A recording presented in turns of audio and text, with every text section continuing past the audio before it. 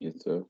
तो हम बात कर रहे हैं, रियल बात जो स्टार्ट हुई है, जो हमारे काम की बात है, वो है foundational values of civil services. Civil services के मूल या आधारभूत जो मूल्य हैं, उनके बारे में हम पढ़ रहे हैं कि एक सिविल सर्वेंट में कम से कम क्या होना चाहिए।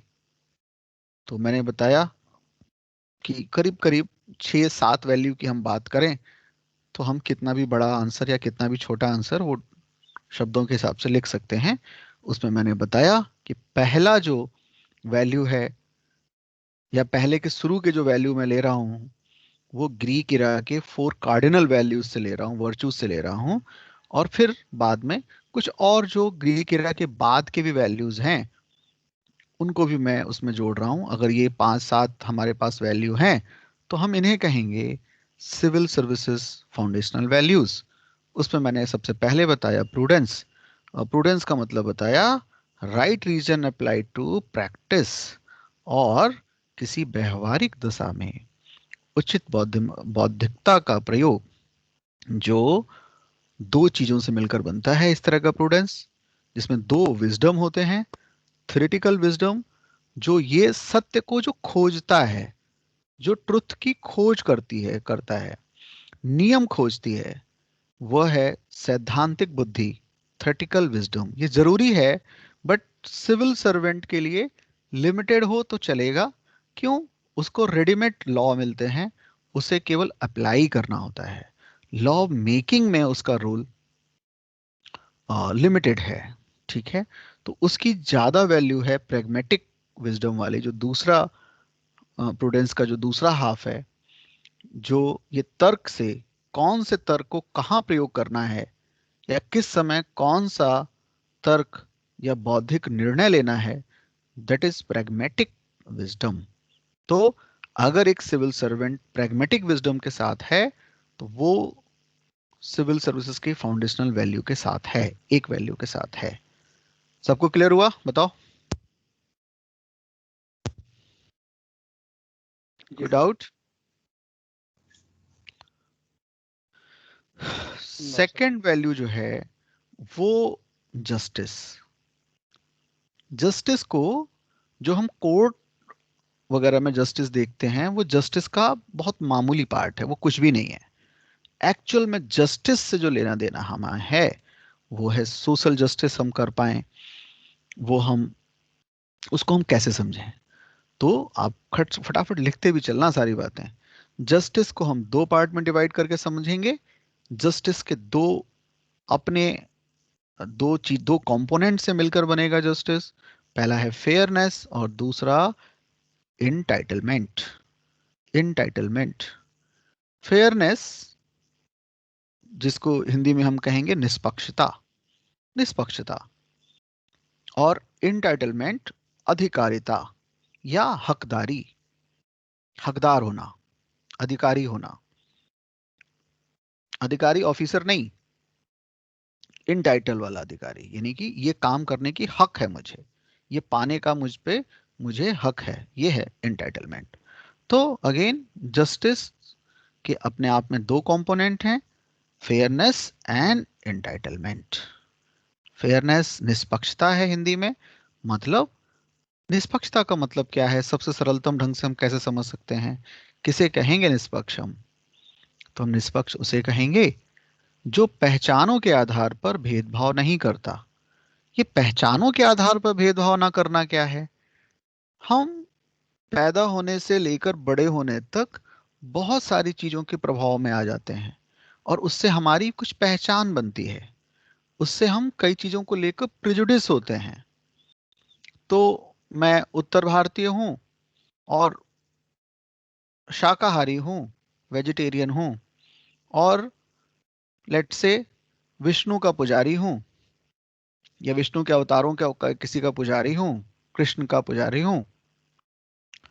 फिर और भी मेरी पहचान बनती जाती है, और मैं इस पहचान को से मैं प्रेजुडिस होता हूँ और इसको मैं अच्छा मानता हूँ कंपेयर टू दूसरे पहचानों के। तो दूसरा है दक्षिण भारतीय है, तो मैं उत्तर भारतीय दक्षिण भारतीय के हिसाब से प्रेजुडिस हो सकता हूँ। मैं कह सकता हूँ कि भाई जो उत्तर भारतीय हैं वो काफी सक्रिय हैं, आमतौर पे सुवर्ण हैं। सुवर्ण का मतलब सुंदर वर्ण के हैं, सो कॉल्ड, तथाकथित रूप से। दक्षिण भारतीय हैं वो आलसी हैं। ये जब हम सीरियल देखते हैं रामायण वगैरह, सीरियल टीवी के, तो राक्षस जैसे प्रतीत होते हैं, वगैरह वगैरह वगैरह। ठीक है।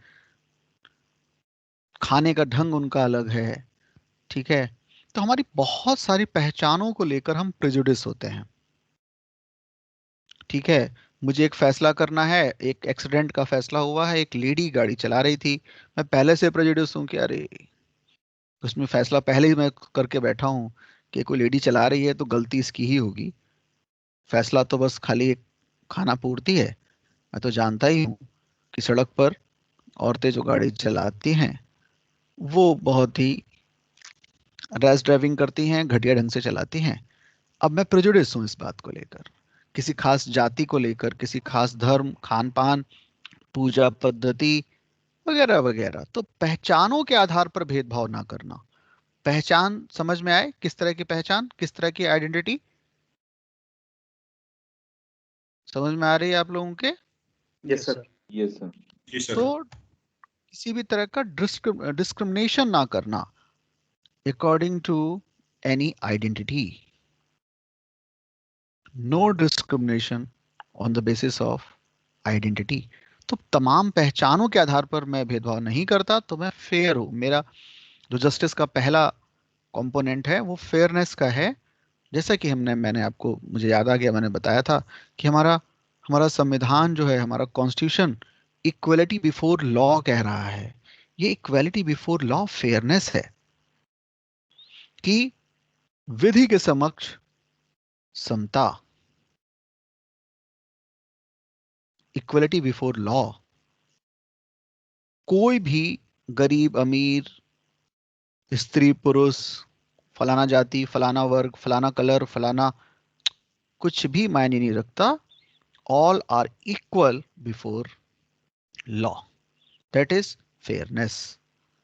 इसको पुराने जमाने में कहा गया, पुराने जमाने मतलब ग्रीक इरा में कहा गया, इस करेक्टर को, इस वर्चू को, लाइके ब्लाइंड। तो आपने देखा वो उसी जमाने से न्याय की जो देवी है उसके आंखों पे पट्टी बंधी हुई है। वो हम दुनिया में अभी तक चला रहे हैं, 2000 साल पुरानी प्रथा। उस पट्टी का उस पट्टी का आशय ये है, काली पट्टी जो न्याय की देवी का बंधा हुआ है, कि वो पहचान के आधार पर, आइडेंटिटी बेस पर कोई डिस्क्रिमिनेशन, कोई भेदभाव नहीं करने करेगी या करने देगी। आज के तौर पे हम कह सकते हैं कि कलर ब्लाइंडनेस, हम डिफरेंट कलर्स को लेकर ब्लाइंड हो जाएं, तब हम फेयर होंगे। Different colours, of course literal meaning नहीं लेना इसका। इसका मतलब वही हो गया, जैसे मैंने एग्जांपल दिया था कि आपकी जो आंसर सीट है वो एग्जामिनर के पास जाती है और आपकी आइडेंटिटी छुपा दी जाती है। आपके उस पर आपके रोल नंबर भी छिपा के एक दूसरा रोल नंबर, दूसरा क्रिएट किया जाता है, ताकि किसी तरह की कोई गुंजाइश ना रहे। क्योंकि पॉसिबल है, मान लो, लेट से, पॉसिबिलिटी कैसे बना सकते हैं, कई तरह से बना सकते हैं। मान लीजिए कि मैं गुजराती लिटरेचर से या कोई और छोटा, मान लीजिए कोई डोगरी से मैं पेपर देता हूँ, है ना, मैं एक ऑप्शनल पेपर लिखता हूँ जो वहाँ की, जो कि किसी साहित्य, डोगरी साहित्य पे। अब जाहिर सी बात है, डोगरी साहित्य से लिखने वाले, मेंस लिखने वाले, जिनका ऑप्शनल डोगरी लिटरेचर रहा हो, बहुत ही कम लोग होंगे। बोडो से लिखने वाले तो कितने लोग होंगे? मैं बहुत लिबरल होके सोचूं तो 100 लोग होंगे। ठीक है। तो अब मैं अगर रोल नंबर जानता हूं, तो मुझे पता है ये 100 लोगों की कॉपी कोई 2 ही लोग चेक करते हैं, क्योंकि डोगरी के टीचर कॉपी चेक करने वाले 2 या 3 या 4 5 लोग हैं, मान लो। मैंने कहा कि भाई देखो ये रोल नंबर है मेरी भतीजी का, तुम लोग देख लेना, क्योंकि मैं भी एग्जामिनर हूँ या मैं भी किसी ऐसे ही उस जगह पे हूँ, तुम्हारा कुछ होगा काम तो मैं भी देख लूंगा। पॉसिबल है या नहीं? रोल नंबर अगर पहले से ही पता हो और वही कॉपी जाए तो बोलो। जी सर। Yes sir. बहुत पॉसिबल है। तो अब इससे क्या होगा, फेयरनेस खत्म हो जाएगी। तो हम क्या करेंगे, उसके ऊपर एक अलग आइडेंटिटी जो कि सबको पता नहीं है, जो कि उसको हम एक आइडेंटिटी छिपा देंगे। अब ये कॉपी से उम्मीद है कि ये आंसर शीट एक फेयर ढंग से चेक होगा। कैसे फेयर ढंग से चेक होगा? क्योंकि अब नहीं पता कि ये किसी स्त्री की कॉपी है, किसी पुरुष की है, मुसलमान की है, हिंदू की है, किसकी है नहीं पता। अब मुझे आइडेंटिटी ही नहीं पता, तो मैं तो इसको कई तरह से देख सकते हैं। ये वैल्यू सिविल सर्विसेज में जस्टिस, और जस्टिस अपने आप में कुछ नहीं है, पहला तो इसका पहला कंपोनेंट है फेयरनेस, इसके साथ होना चाहिए। बट ये आधी ही बात है, बात पूरी तब होगी या जस्टिस का जो दूसरा अंग है, दूसरा इसका पार्ट है, वो है एंटाइटलमेंट, अधिकारिता, दैट इज हकदारी। क्या है एंटाइटलमेंट? कोई पहले, मैं शायद पहले बता चुका हूं, बहुत पहले, काफी लोग भूल गए होंगे, फिर भी मैं ट्राई कर रहा हूं। बताओ क्या होती है अधिकारिता या एंटाइटलमेंट? सर कोई भी अगर बताए, हैंड रेस करे पहले तो।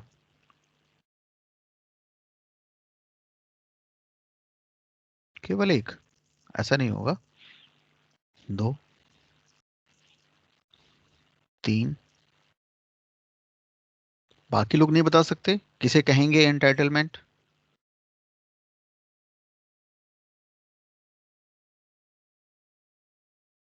अच्छा, लोग बढ़ रहे हैं। चलो मैं क्वेश्चन को फिर रिपीट कर रहा हूं और आप लोग फिर से कोशिश करें, जो लोगों ने हाथ खड़ा नहीं किया है। कैसे भी बता सकते हो, जरूरी नहीं है कि किसी रेफरेंस में, जिस भी रेफरेंस में आपको पता है एंटाइटलमेंट, किसी भी रेफरेंस के अकॉर्डिंग बता सकते हो।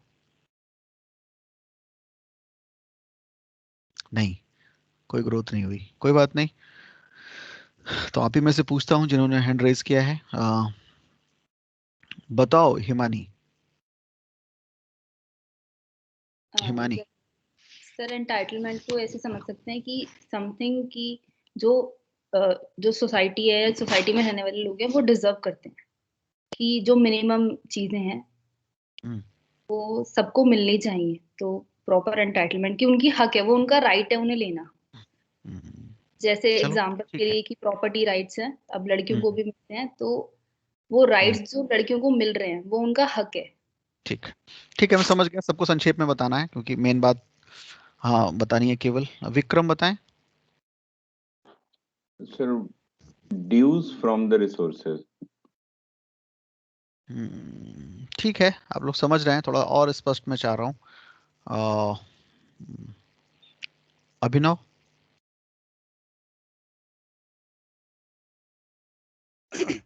सर एंटाइटलमेंट यही रेफर करता है कि सोसाइटी में जिसका जो हक है वो उसको मिले। हम्म, डिस्ट्रीब्यूशन, जो सोसाइटी के रिसोर्सेज हैं वो इक्वली डिस्ट्रीब्यूशन हो और उनके एंटाइटलमेंट के यानी उनकी हकदारी के अकॉर्डिंग उनको मिले। इक्वल डिस्ट्रीब्यूशन हो, ये तो एक अलग से बात आ गई।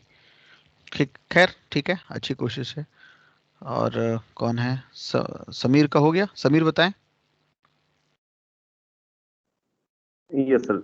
बेसिकली सर एंटाइटलमेंट यही है कि जिसका जो ड्यू है वो उसे मिले। तो for hmm, example as a Indian citizen जो हमें कॉन्स्टिट्यूशन ने जो हमें राइट्स प्रोवाइड करे हैं हम्म, वो हमें अगर मिलते हैं थ्रू हम्म, डिफरेंट कोर्सेज ठीक फ्रॉम है। लेजिस्लेशन या फिर एग्जीक्यूटिव, से सर ओके, एंटाइटलमेंट कहेंगे। ठीक है। ठीक है, रोहिणी।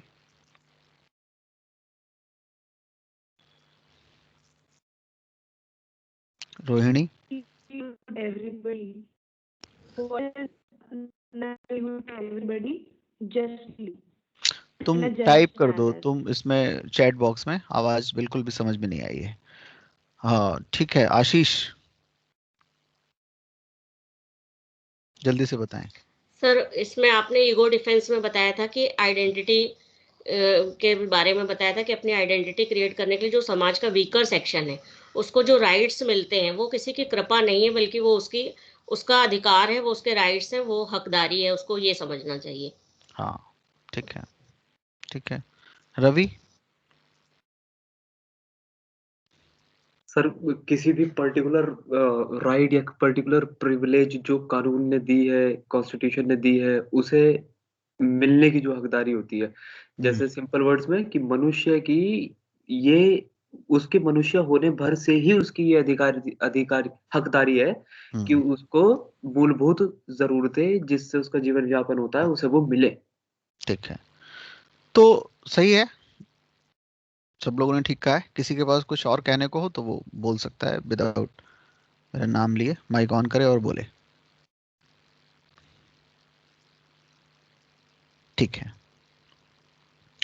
तो अगर हम सिविल सर्विसेज के फाउंडेशनल वैल्यू के तौर पे इसको देखें, जस्टिस के पार्ट के तौर पर, तो मैं कहूंगा कि एंटाइटलमेंट का मतलब, बाकी सब लोगों ने ठीक कहा है, इसको सबसे अच्छे ढंग से हमने ईगो डिफेंस में बताया है, ये मुझे याद आ गया ठीक से, और उसको आशीष ने हाईलाइट किया है, इट्स गुड। बट अभी मैं रेफरेंस की बात करूं कम शब्दों में और अभी के काम की बात, तो मैं कहूंगा अधिकारिता या एंटाइटलमेंट का मतलब है योग्यता के अनुसार प्रतिफल मिलना। योग्यता के अनुसार प्रतिफल मिलना न्याय है, अकॉर्डिंग टू एबिलिटी। अगर मुझे इसके फ्रूट्स मिल रहे हैं तो वो न्याय है। अब योग्यता क्या? अब योग्यता अलग अलग है, जैसे भारतीय नागरिक होने के नाते ही मैं कई चीजों के योग्य हो जाता हूं, और अब मेरी योग्यता बन गई, क्योंकि योग्यता का कुछ ना कुछ तो बेस होता है, कुछ ना कुछ आधार होता है। तो योग्यता के अनुसार प्रतिफल मिलना, तो अगर कोई चीज है जो केवल इसलिए मिलनी चाहिए, उसका बेस है इंडियन सिटीजनशिप। तो जो भी सिटीजन है, मैंने योग्यता पूरी कर ली, मुझे प्रतिफल मिलना चाहिए। या मैं एक डॉक्टर हूं, डॉक्टर की योग्यता है मुझ में, तो उसके अनुसार जो प्रतिफल है वो मुझे मिल रहा है, तो मेरा एंटाइटलमेंट पूरा हो रहा है। तो योग्यता के अनुसार ये मुझे प्रतिफल मिलना न्याय है। मतलब इसका और अगर एक्सप्लेन करें तो कैसे कहूंगा मैं कहूंगा योग्यता के अनुसार प्रतिफल का ना मिलना इनजस्टिस है। तो या योग्यता से ज्यादा ले लेना करप्शन है, या इनटाइटलमेंट के अगेंस्ट है, या इनजस्टिस है। तो मेरी योग्यता तय की गई कि मैं सिविल सर्वेंट हूं, 1.5 लाख रुपए मेरी सैलरी है, ये मेरी योग्यता तय हुई। तो योग्यता का प्रतिफल है कि 1.5 लाख रुपए मुझे मेरे अकाउंट में एक निश्चित तारीख को पैसा आ जाएगा सैलरी के रूप में, और मैं इंटाइटल हूं आवास के लिए, यानी कि रेजिडेंस के लिए, और जो जो भी मुझे दिया गया है उसका मैं इंटाइटल्ड हूं। बट इससे ज्यादा अगर मैं ले रहा हूं तो ये किसके खिलाफ हो जाएगा? एंटाइटलमेंट के खिलाफ। ठीक है, मैं कमीशन ले रहा हूं, कोई आता है कोई काम लेकर, तो मैं इशारा कर देता हूं उसके मोबाइल की तरफ कि अच्छा एप्पल 12 बहुत अच्छा फोन है भाई, लेकिन आप ही लोग इसको खरीद सकते हैं, हम लोग तो सरकारी सेवक कहाँ ये सब खाली सपने देख सकते हैं। आपने इशारा कर दिया और कहा कि फाइल में ये कमी है, अगले महीने आना, अभी तक तो बहुत काम है, और आप कह रहे हैं कि सर अगले महीने तक मेरा काम बिगड़ जाएगा। आपने कहा टाइम ही नहीं है। आप समझ गए, वो समझ गया कहने का मतलब, ठीक है। नहीं समझा तो फिर दौड़ेगा, अगले महीने कौन सा उसका काम होगा, फिर दौड़ा लेंगे उसको, ठीक है। या इतने सारे रूल्स पढ़े हैं इसलिए तो पढ़े हैं, उसमें से निकाला कि देखो 2 चीजें इसमें पूरी ही नहीं है। जो भी है, कहने का मतलब अपनी हकदारी से ज्यादा लेना ही क्या है, करप्शन, भ्रष्टाचार या अन्याय, इनजस्टिस। किसी की हकदारी न देना इनजस्टिस है। बात समझ में आ रही है? जी सर। अपनी हकदारी छोड़ना इनजस्टिस है, उतना ही जितना कि पहले की बातें मैंने बताई। मेरी हकदारी है और मैं नहीं ले रहा, जिस चीज के लिए मैं एंटाइटल्ड हूं नहीं ले रहा, ये भी उतना ही इक्वल, जरा भी कम या ज्यादा नहीं, इनजस्टिस है। तो अभी जो आप लोगों ने बताया उसी का एग्जांपल दूं। 1956 से ही बेटियों को बराबर का हक है पैतृक संपत्ति में, न लेना, उसको छोड़ना भी क्या है, जस्टिस और इनजस्टिस? इनजस्टिस, ठीक है। मिड डे मील का पैसा आया था या उसका भोजन आया था, जिसको मिलना चाहिए था उसको नहीं मिला, वो ले भी नहीं रहा, उसको लग रहा है कि मेरे पर तो एहसान हुआ है, कलेक्टर साहब ने या जिसने भी स्टेट ने लॉ बना था कि भाई महीने भर में 20 दिन का खाना अवेलेबल होगा, बट वो 10 ही दिन का देते हैं। या जो भी मानक थे, स्टैंडर्ड थे, स्टैंडर्ड से नीचे का देते हैं। था कि भाई हफ्ते में 2 दिन प्रोटीन की बहुलता वाली, प्रोटीन की एक्सेस वाला फूड मिलेगा, एक दिन फैट का मिलेगा, या जो भी था, जो मेरा एंटाइटलमेंट तय किया गया था वो मैं नहीं ले रहा और मैं उसको छोड़ रहा हूं। All are injustice.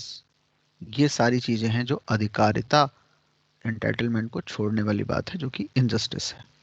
रत्ना बताओ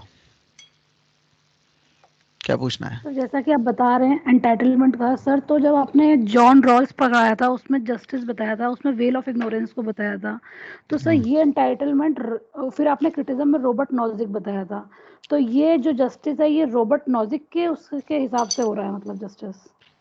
अभी हम किसी का नाम नहीं ले रहे, अभी हम बिना किसी थिंकर के एक वैल्यू की बात कर रहे हैं, एक वर्चू की बात कर रहे हैं, ठीक है।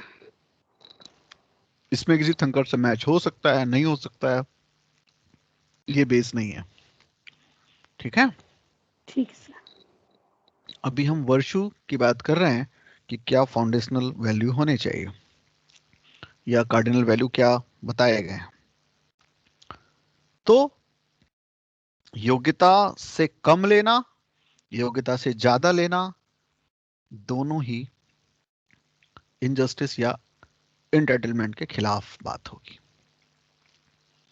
और यहीं से निकलेगा डेफिनेशन, निकलेगी बहुत सारी चीजों की, इनजस्टिस की निकलेगी, करप्शन की निकलेगी, दूसरी और चीजों की निकलेगी। तो ये है जस्टिस। तो जस्टिस 2 कंपोनेंट से मिलकर बनेगा, fairness and entitlement. As a civil servant हमें जो ज्यादा वर्क करना होता है, दोनों ही जरूरी हैं, दोनों ही पोर्शन, बट एंटाइटलमेंट पर वर्क होता है, जिसकी जो हकदारी है उसको वो मिले। और इसके लिए ही हमें अपॉइंट किया जाता है, इसीलिए हमें नियुक्त किया जाता है, एक मीन्स के तौर पर, एक माध्यम के तौर पर, कि स्टेट और जो एंड है, जो अंतिम व्यक्ति है, जिस तक के लिए वो, जिसकी योग्यता तय हुई है, उसके हिसाब से उसको हकदारी दी जानी चाहिए, प्रतिफल दिया जाना चाहिए, वो मिले। उसको बीच से गायब कर लेना इनजस्टिस है। ओके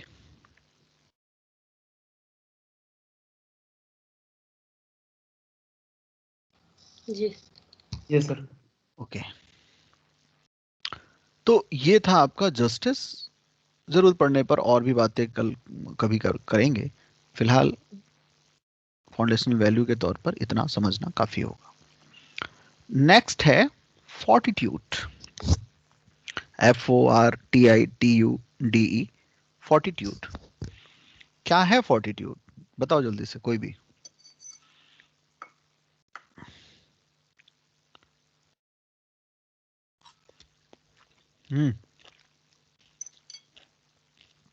बताइए भाई, कोई भी बोल सकता है।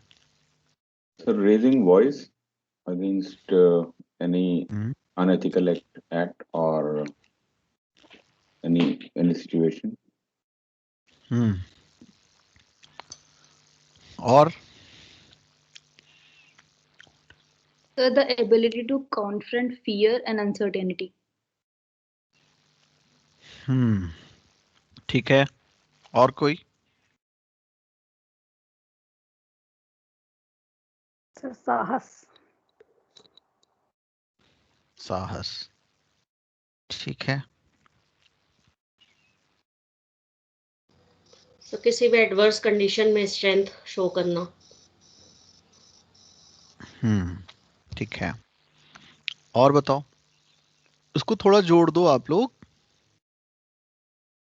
सिविल सर्विसेज के फाउंडेशनल वैल्यू की तरफ से बताओ तो ज्यादा रिलेवेंट होगा, मौजू होगा। बताएं।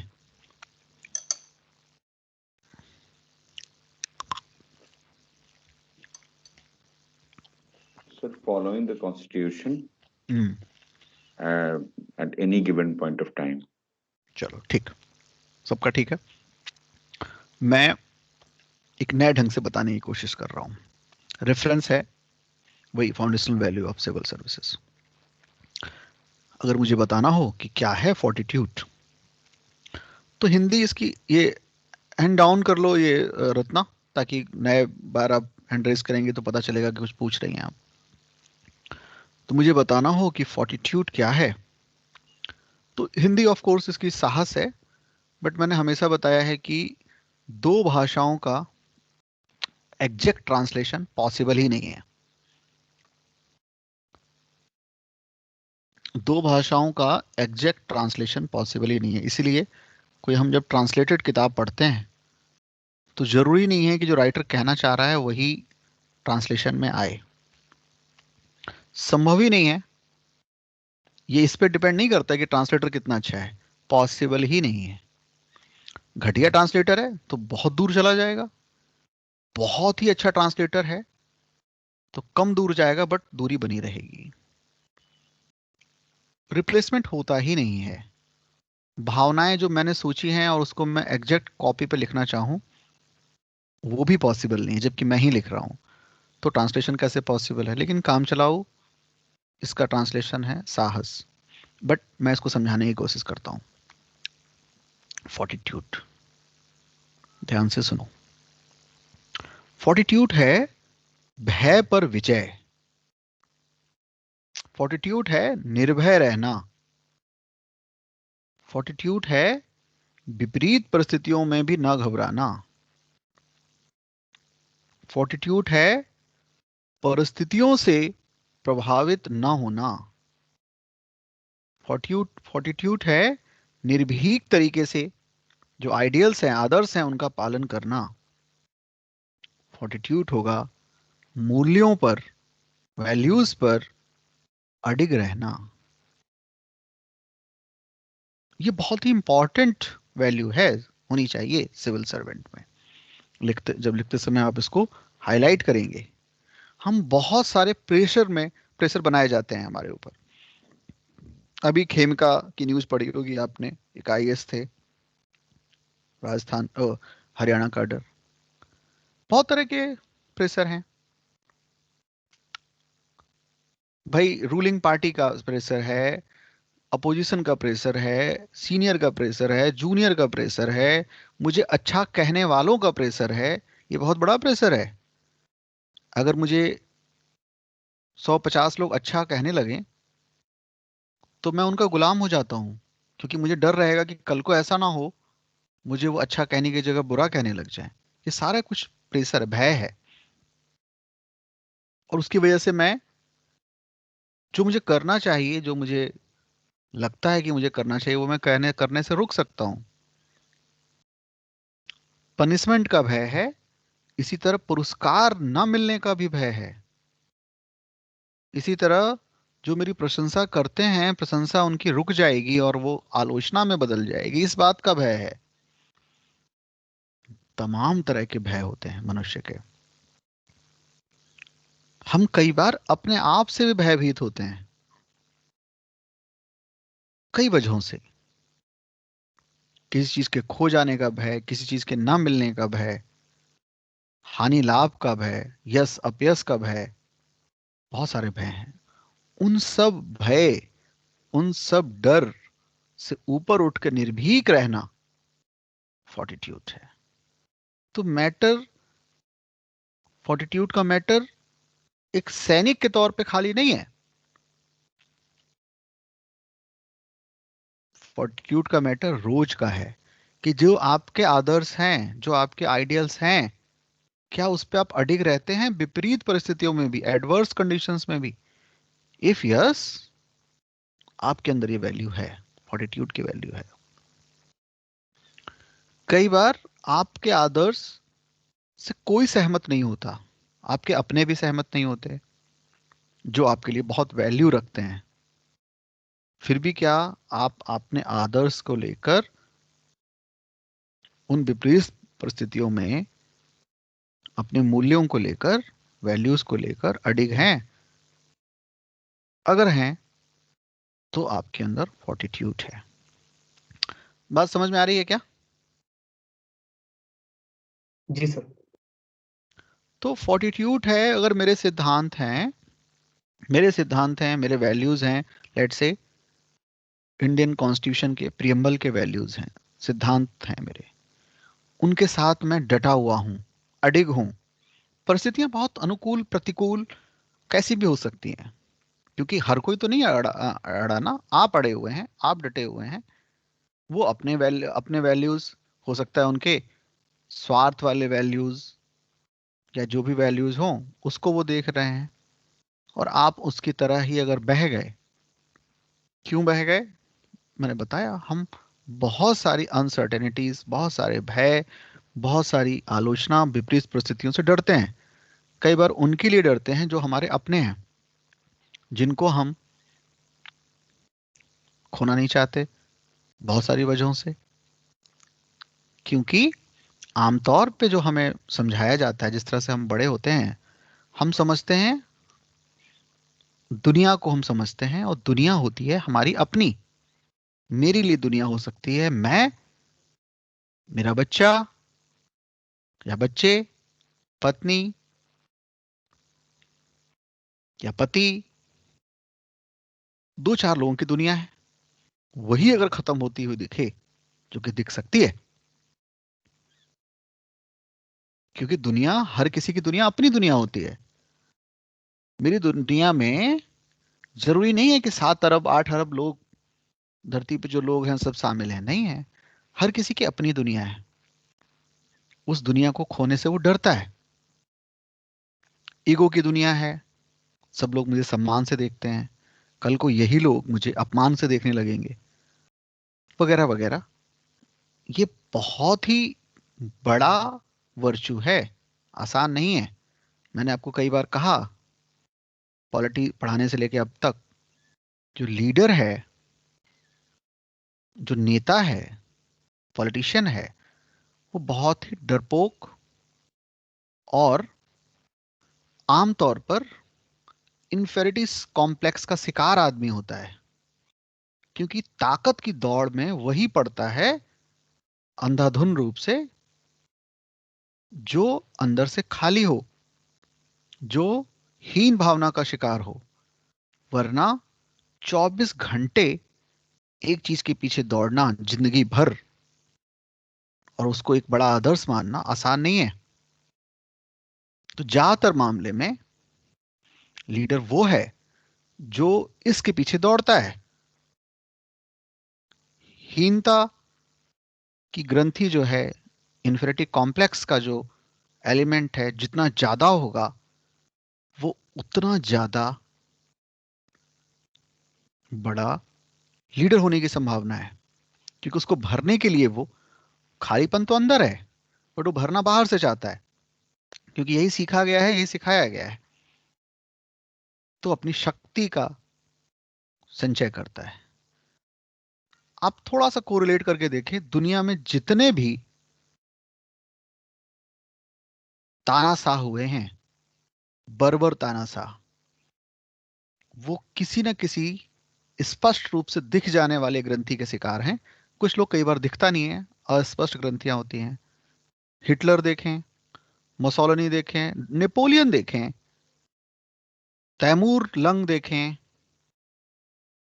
भयंकर इन्फेरिटी कॉम्प्लेक्स, हीनता की भावना के शिकार होते हैं।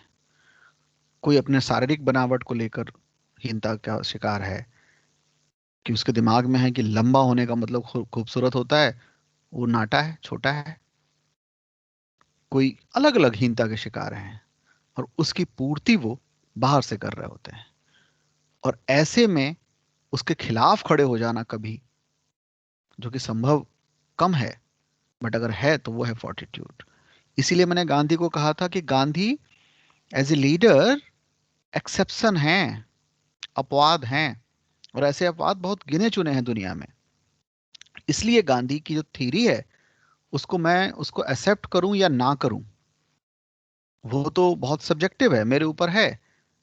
बट मैं गांधी को ऐसे इग्नोर नहीं कर सकता, किया ही नहीं जा सकता। जब सब लोग कह रहे हैं, वही 1920-21 का आंदोलन, और गांधी को लगा कि सबके विरोध के बावजूद वही अपनों को खो देने का, अपने सपोर्टर्स खो देना बहुत खतरनाक है। और उन्होंने चौरी चौरा वाले इवेंट के बाद एक बड़े मूवमेंट को वापस ले लिया, जो कि पॉपुलर नहीं था मूवमेंट। ये जो बात थी, ये एक्शन पॉपुलर नहीं था। उनको क्या बनाता, पॉपुलर बनाता कि उसके अगेंस्ट खड़ा कर देता, बताओ। अगेंस्ट खड़ा कर दिया। हर किसी ने, जो भी उनका अपना था, अपना मतलब जो वैचारिक रूप से उनके अपने थे, जो भी, हर किसी ने उसका विरोध किया और उनको कहा कि बापू आप बहुत गलत कर रहे हैं, आप या गांधी आप बहुत गलत कर रहे हैं। एक ऐसा मूवमेंट खड़ा किया है जिसमें सारे जाति, धर्म, संप्रदाय, आइडियोलॉजी से उठकर लोग आपके सपोर्ट में खड़े हो गए हैं। और आप अगर इस तरह से विड्रॉ कर लेंगे, कोई भी उनके सपोर्ट में नहीं है, बट वो अडिग हैं अपने आदर्शों को लेकर, और उन्होंने किया। उसका रिजल्ट भी अच्छा नहीं आया। आप देखेंगे, मैंने आपको उस समय भी बताया था, उसके रिजल्ट में आपने देखा बहुत सारे एक्सट्रीमिस्ट एक्टिविटीज भारत में होने लगे, बढ़ गए। याद है आप लोगों को? क्योंकि कई लोगों को लगा कि गांधी ने धोखा दिया। गांधी ने सपना दिखाया था 1 साल में स्वराज मिलेगा, और वो 1-1.5 साल के बाद कह रहे हैं कि इसको विड्रॉ कर लो। और उसका परिणाम ये रहा कि बहुत सारे, मतलब पूरे आंदोलन में, पूरे नेशनल मूवमेंट में फ्रेगमेंटेशन हो गया। बट गांधी अडिग रहे। That is fortitude. बोलो, बात समझ में आई? जी सर। तो सिविल सेवा के लिए यह महत्वपूर्ण मूल्य है। It is a foundational value और very important value for civil services, because आमतौर पर सुबह से लेकर शाम तक आप एक लंबी, या सुबह से शाम कहो, या यूं कह सकते हैं कि आप एक लंबी जीवन की जर्नी करते हैं।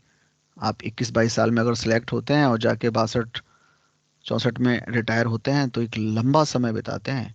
और उस समय फॉर्टिट्यूड का बनाए रखना एक बहुत बड़ी वैल्यू है, क्योंकि अक्सर लोभ, लालच, भय आपको आप ही के आदर्श से विचलित करता है।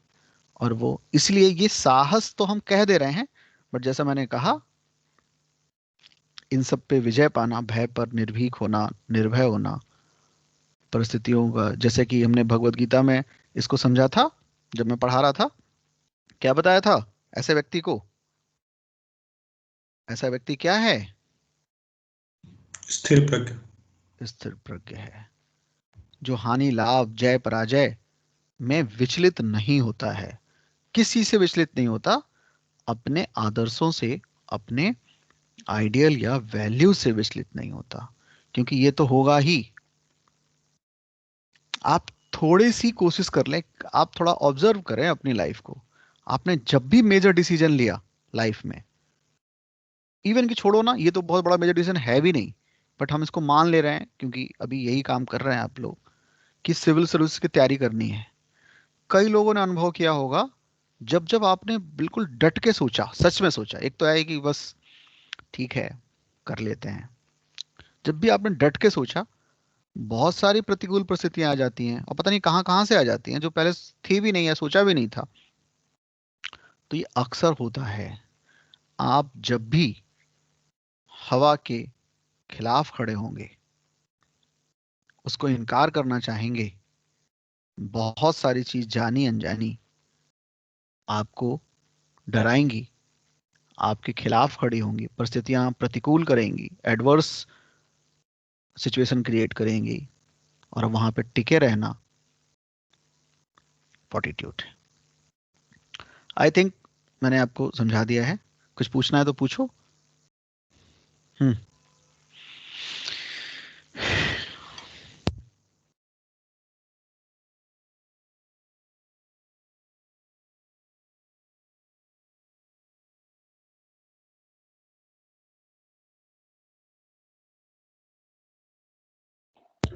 सर एक बार ये स्थिर प्रज्ञ से जो आपने रिलेट किया उसको बस बता दीजिए, थोड़ी सी वॉइस डिस्टर्ब हो गई थी उस टाइम। ओके, स्थित प्रज्ञ है जिसकी प्रज्ञा, प्रज्ञा मतलब इंटेलेक्ट, जिसकी प्रज्ञा स्थिर रहती है। कब हमारी प्रज्ञा, कब हमारा इंटेलेक्ट स्थिर नहीं रहता, या किसका नहीं रहता? जो लाभ हानि जय पराजय से डरता है, जिसके ऊपर इसके इम्पैक्ट का डर है, जो निर्भीक नहीं है, निडर नहीं है, डर है उसके अंदर लाभ के खो जाने का, हानि हो जाने का, जय मतलब जीत का, या पराजय मतलब पराजय, समझ ही रहे हैं। जो इन सब चीजों से, जिस पर इम्पैक्ट नहीं पड़ता, जो इनसे, इन सब परिस्थितियों में जो मैंने 4-5 बताए, उसमें वो स्थिर रहता है, उसकी प्रज्ञा स्थिर रहती है। प्रज्ञा स्थिर, मैं फिर समझा रहा हूं। हाँ, आप देखें आपको कुछ लाभ होने वाला है, ये उस सिचुएशन में आप अंदर से स्थिर नहीं रहते। एक विशेष प्रकार का हलचल आपके शरीर में होता है, आपकी धड़कन बदल जाती है, आपका ब्लड का फ्लो बदल जाता है, आपकी समझ बदल जाती है, सोच बदल जाती है, सब कुछ बदल जाता है। ऐसे ही भय में, लाभ में, हानि का डर वगैरह वगैरह, ऐसे में जो स्थिर रखता है अंदर से, जो स्थिर रहता है अपनी प्रज्ञा को, अपनी समझ को, अपने इंपल्सिव नहीं होता, वो है स्थिर प्रज्ञा। ठीक है जी सर, क्लियर है। तो लिख भी लिया आप लोगों ने, इतनी पूरा सा लेक्चर बहुत सारा हो गया। काम की बात लिखी है फॉर्टिट्यूड में? किसने लिखा हो बताया, क्या लिखा? मैंने भी पता नहीं क्या क्या बता दिया, बताओ क्या लिखा है। सर यही सब लिखा है कि हाँ, शुरुआत में तो कि डर पे जीत जिसकी होती है, और जो अपनी वैल्यूज अपने आइडियल्स के साथ खड़ा रहता है बिना किसी को खोने के डर के, या बिना कुछ पाने के लालच के। और जो एडवर्स कंडीशंस में या प्रेशर्स, पॉलिटिकल प्रेशर भी हो सकता है, सोशल ठीक है। प्रेशर भी हो सकता है, कोई भी प्रेशर भी हो सकता है, उसमें उसके दबाव में ना आते हुए भी जो सही को सही और गलत को गलत कहने की क्षमता रखता हो। ठीक है, ठीक है। तो भाई देखो, लिख लिया करो, क्योंकि अगर लिखोगे नहीं ना तो फिर ये खाली प्रवचन होके रह जाएगा, जो हो सकता है 5 मिनट के बाद ही ना बता पाए आप, 5 या 10 दिन के बाद, 5 महीने के बाद, तो बिल्कुल वॉश आउट हो जाएगा। तो लिख लिया तो ठीक है। नेक्स्ट इज, हाँ कोई कुछ पूछ रहा है क्या? आवाज आई? नहीं सर, कुछ नहीं। ठीक है, नेक्स्ट जो मैं वैल्यू कहना चाहूंगा वो होगा temperance, TEMPERANCE, temperance. Again very important, cardinal भी और सिविल सर्विसेज के लिए बहुत ही जरूरी वैल्यू टेम्परेंस। क्या होता है टेम्परेंस, कोई बताए? फिर आपकी अंडरस्टैंडिंग के अकॉर्डिंग फिर मैं बताऊंगा। खुद पर नियंत्रण। ठीक है, कोई और भी ट्राई करे। To maintain calmness in situations.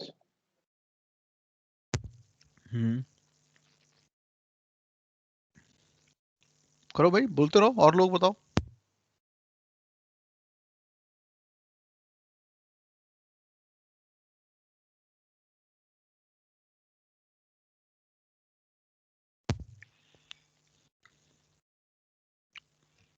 भाई बोलिए आप लोग। एक काम करते हैं, रुक जाओ, आपके पास 1 मिनट का टाइम है या 1.5 मिनट का टाइम है, सब लोग कुछ ना कुछ लिखो इस पे, ताकि जब मैं पूछूं तो बताओ, मुझे दिखाने की जरूरत नहीं है, अपने ढंग से लिखो। टेम्परेंस पे लिखो, सिंपैथी लिखो, एम्पैथी लिखो। इन 3 चीजों पर आप 1.5 मिनट में कुछ ना कुछ विचार बनाइए और लिखिए।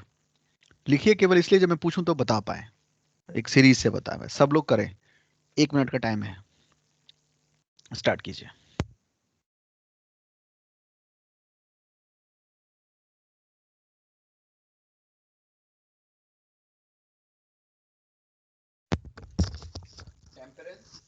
टेम्परेंस, सिंपैथी एंड एम्पैथी, 3 चीजों पे।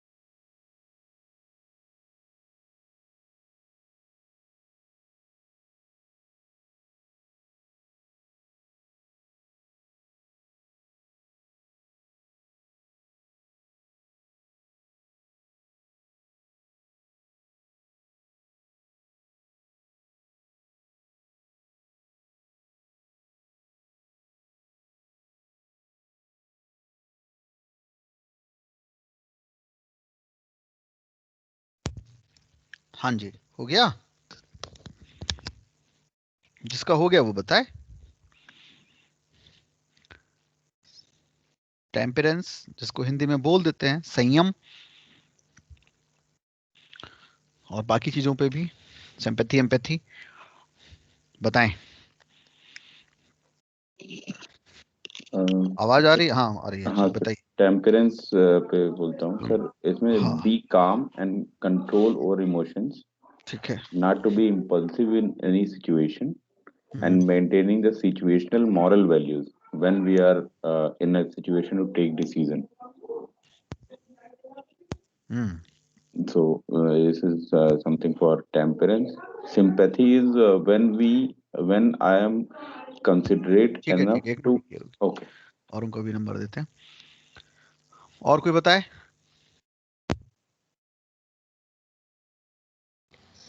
सो टेम्परेंस का मतलब डिसिप्लिन या सेल्फ कंट्रोल, जिसको शायद गांधी ने स्वराज्य भी कहा है, लगभग उससे ही मिलता जुलता, कि अपने कहने का मतलब ऐसा व्यवहार रखना, अपने ऊपर संयम रखना जिससे दूसरों की फीलिंग हर्ट ना हो, कई मायनों में। ठीक है, कोई नेक्स्ट? अपनी अपनी कोशिश किया कीजिए, गलत हो जाएगा तो कोई इसमें कोई आफत नहीं आ जाएगी, पर जब कोशिश करते आप हैं तो ज्यादा अच्छा होता है। हाँ संजय। सर संयम आत्मनियंत्रण है, जो किसी भी परिस्थिति में खुद को संयमित रखना, जिससे सही डिसीजन ले सके, अगर सिविल सर्वेंट के नाते हम देखें तो। और सहानुभूति में, जिसमें सोचने का आधार, जो जब हम सोचे तो कोई वो स्वयं केंद्रित ना हो, वो दूसरे को केंद्रित लेके अगर हम कोई डिसीजन लेंगे तो उसको सहानुभूति कहेंगे। ठीक है, समीर। टेम्परेंस जो है बेसिकली सेल्फ कंट्रोल है, या अपने आप को रिस्ट्रेन करना, अपने थॉट्स को, अपने इमोशंस को किसी पर्टिकुलर सिचुएशन में। सिंपैथी है सर दूसरों की फीलिंग को समझना, टू अंडरस्टैंड अदर्स फीलिंग। और एम्पैथी है वो दूसरों की फीलिंग को। ठीक है, अभी इसी पर रखते हैं। अभिनव बताओ। सर टेम्परेंस को हम डिफाइन कर सकते हैं as a moderation in action, speech, behaviour, emotions and keeping an element of self control.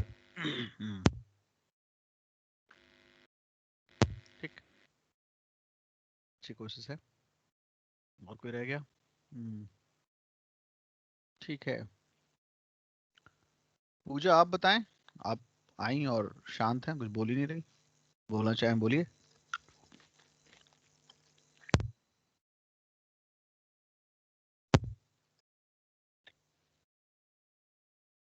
Priyanka.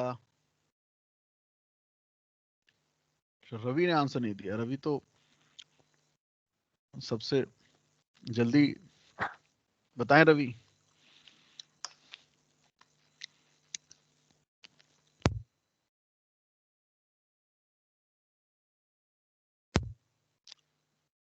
हाँ प्रियंका, तुम कुछ बोलना चाह रही हो, बोलो जल्दी से।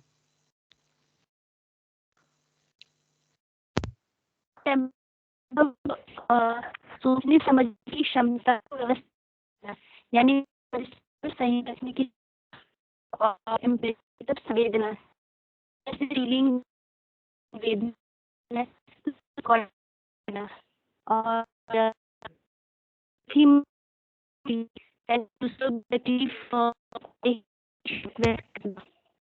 चलो, तुम्हारी आवाज साफ नहीं आ रही है, लेकिन मैं कुछ कुछ समझ गया।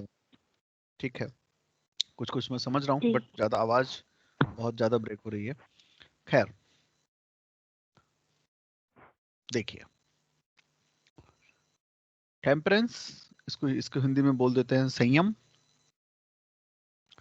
क्या है ये? इसको अगर मैं कहना चाहूं तो मैं कहूंगा इच्छाओं पर, लालच पर, स्वार्थ पर नियंत्रण, control over desires, grid and other things. अगर मैं कंट्रोल में हूं, तो ये है टेम्परेंस। कुछ मिलती जुलती वैल्यू है भारत में, इससे मिलती जुलती टेम्परेंस से। टेम्परेंस वाली बात तो ग्रीक फिलॉसफी में हो रही है, बट इससे मिलती जुलती जो वैल्यू है, बताओ भारत में क्या है? मैं बता चुका हूं, बोलिए जल्दी से। अपरिग्रह, नॉन पजेसिवनेस, या ब्रह्मचर्य भी। ब्रह्मचर्य भी क्या है? नियंत्रण है। जैसे कि मैंने पहले बताया होगा, समय के साथ शब्द अपने मूल अर्थ को गिरा देते हैं, कम कर देते हैं, बिगाड़ देते हैं, कई बार तो जस्ट अपोजिट हो जाते हैं। ब्रह्मचर्य का जो अब मायने है वो बहुत ही नैरो मायने है, जो आमतौर पे केवल सेक्सुअल कंट्रोल को लेकर नैरो मायने आज की तारीख में है, जबकि ये ठीक नहीं है। जब हम भारतीय परंपरा की बात करते हैं और तब हम उसमें ब्रह्मचर्य का नाम लेते हैं, तो वो कुछ वैसा ही है जैसे पंच महामंत्र हैं जो जैनिज्म में आए, जिसको महावीर ने जोड़ा। 4 पहले से थे, महावीर ने एक अगला जोड़ा, ब्रह्मचर्य। तो एक आम भाषा में समझना चाहें कि ब्रह्मचर्य क्या है, तो ब्रह्मचर्य है ब्रह्म जैसी चर्या। चर्या मतलब आचरण, मतलब बिहेवियर। कैसी? ब्रह्म जैसी, ब्रह्मचर्या। तो ब्रह्म जैसी चर्या का एक आम आदमी के लिए, एक लेमैन के लिए क्या मतलब हुआ? नियंत्रण। क्या नियंत्रण? किसी भी एक्सेस का नियंत्रण। किसी भी एक्सेस का नियंत्रण मतलब, मैं आपको कई तरह से समझा चुका हूं पूरे एथिक्स में, जो व्यक्ति किसी एक्सेस में है वो एक ही तरह के चीजों को जानता है। मैं अगर केवल शारीरिक सुख मेरा सुख है, तो एक्चुअल में मैंने अपने जो जीवन का वैल्यू था, मतलब मैं बहुत बड़े खजाने पे बैठा था, उसमें से मैंने कोई सिक्के उठाए और उसी में मैं खुश हूं, उसको ही लग रहा है कि मेरा अचीवमेंट है। ये बेवकूफी है मेरी। तो जो मैंने आपको उस समय समझाया था, भारतीय परंपरा में धर्म, अर्थ, काम, मोक्ष, ये 4 क्या हैं? पुरुषार्थ। पुरुषार्थ मतलब पुरुषार्थ का मतलब मनुष्य होने के ये चारों, मनुष्य हूं मैं, तो मुझे ये चारों का मेरे अंदर संतुलन या संयम होना चाहिए। धर्म का भी, अर्थ का भी, काम का भी, और मोक्ष तो अल्टीमेट गोल है। तो मैं आपको क्योंकि समझा चुका हूं ये बातें, इसको मैं खाली जोड़ रहा हूं, इशारा करके याद दिला रहा हूं। ये है ब्रह्मचर्य। धर्म भी संतुलित होना चाहिए। अगर कोई व्यक्ति अपनी शक्ति से ज्यादा धर्म कर रहा है, दान दे रहा है, दान एक वैल्यू है, वो भी धर्म नहीं कहलाएगा। कमाल का दर्शन विकसित किया है हम लोगों ने, भूल गए हैं या उसको बिगाड़ लिया है, वो हमारी गलती है। जो पिछले कुछ 100 सालों में हमने बिगाड़ा, वो अलग बात है। तो धर्म, अर्थ, गरीबी को कभी अच्छा नहीं माना गया भारत में। रियल सेंस में गरीब होना सबसे बड़ा, जीवन का सबसे बड़ा श्राप है। उससे बड़ा कोई श्राप है ही नहीं, क्योंकि आप बहुत सारे और वैल्यू से फिर वंचित रह जाते हैं। बहुत सारे वैल्यू विकसित ही नहीं कर सकते अगर आप शरीर से ही अभी शरीर में उलझे हुए हैं, भूख में उलझे हुए हैं। ऐसे ही काम, जो व्यक्ति गृहस्थ है और उसका एक लिमिट में, एक मर्यादा में उसकी कामनाएं हैं, उसको हमने सबसे कठिन और सबसे ज्यादा महत्वपूर्ण वैल्यू माना है। संन्यास से भी ज्यादा महत्वपूर्ण हमने गृहस्थ का माना है, जिसमें संतति पैदा करना, ये भी हमारी पुरुषार्थ का, हमारे ह्यूमन होने का जरूरी अंग बताया गया है। तो धर्म, अर्थ, काम, मोक्ष। और काम में सारी तरह की कामनाएं, क्योंकि कामना निकाल देने पर, कामनाएं शून्य कर देने पर, 100% कामनाएं हटा दी जाएं, और कामनाएं में सब कुछ है, सब कुछ, सभी चीजों की कामनाएं, इन सबको संयमित रूप से, संयमित का मतलब मेरे पास प्रूडेंस होना चाहिए, कहां तक मुझे जाना है, कहां रुक जाना है, कब क्या, कैसे, क्या समझ हो, उसके बैलेंस हो, तो मैं संयमित हूं। इसका ना होना टेम्परेंस का ना होना है। तो अपरिग्रह, ब्रह्मचर्य, ये भारतीय मूल्य जो हैं, वो अगर हम देखें, ये मूल्य कार्डिनल वैल्यूज के तौर पर ग्रीक मूल्य भी हैं, और ये मूल्य सिविल सर्विसेज में भी होना चाहिए। क्योंकि अगर मैं केवल एक ही आदर्श को लेके चलूंगा, कि जैसे शरीर का आदर्श या बाहरी चीजों को इकट्ठा करने का आदर्श, तो मैं एक्चुअल में फुल सर्किल में अपनी लाइफ नहीं जी रहा। जैसे कि मैंने आपको बताया था कि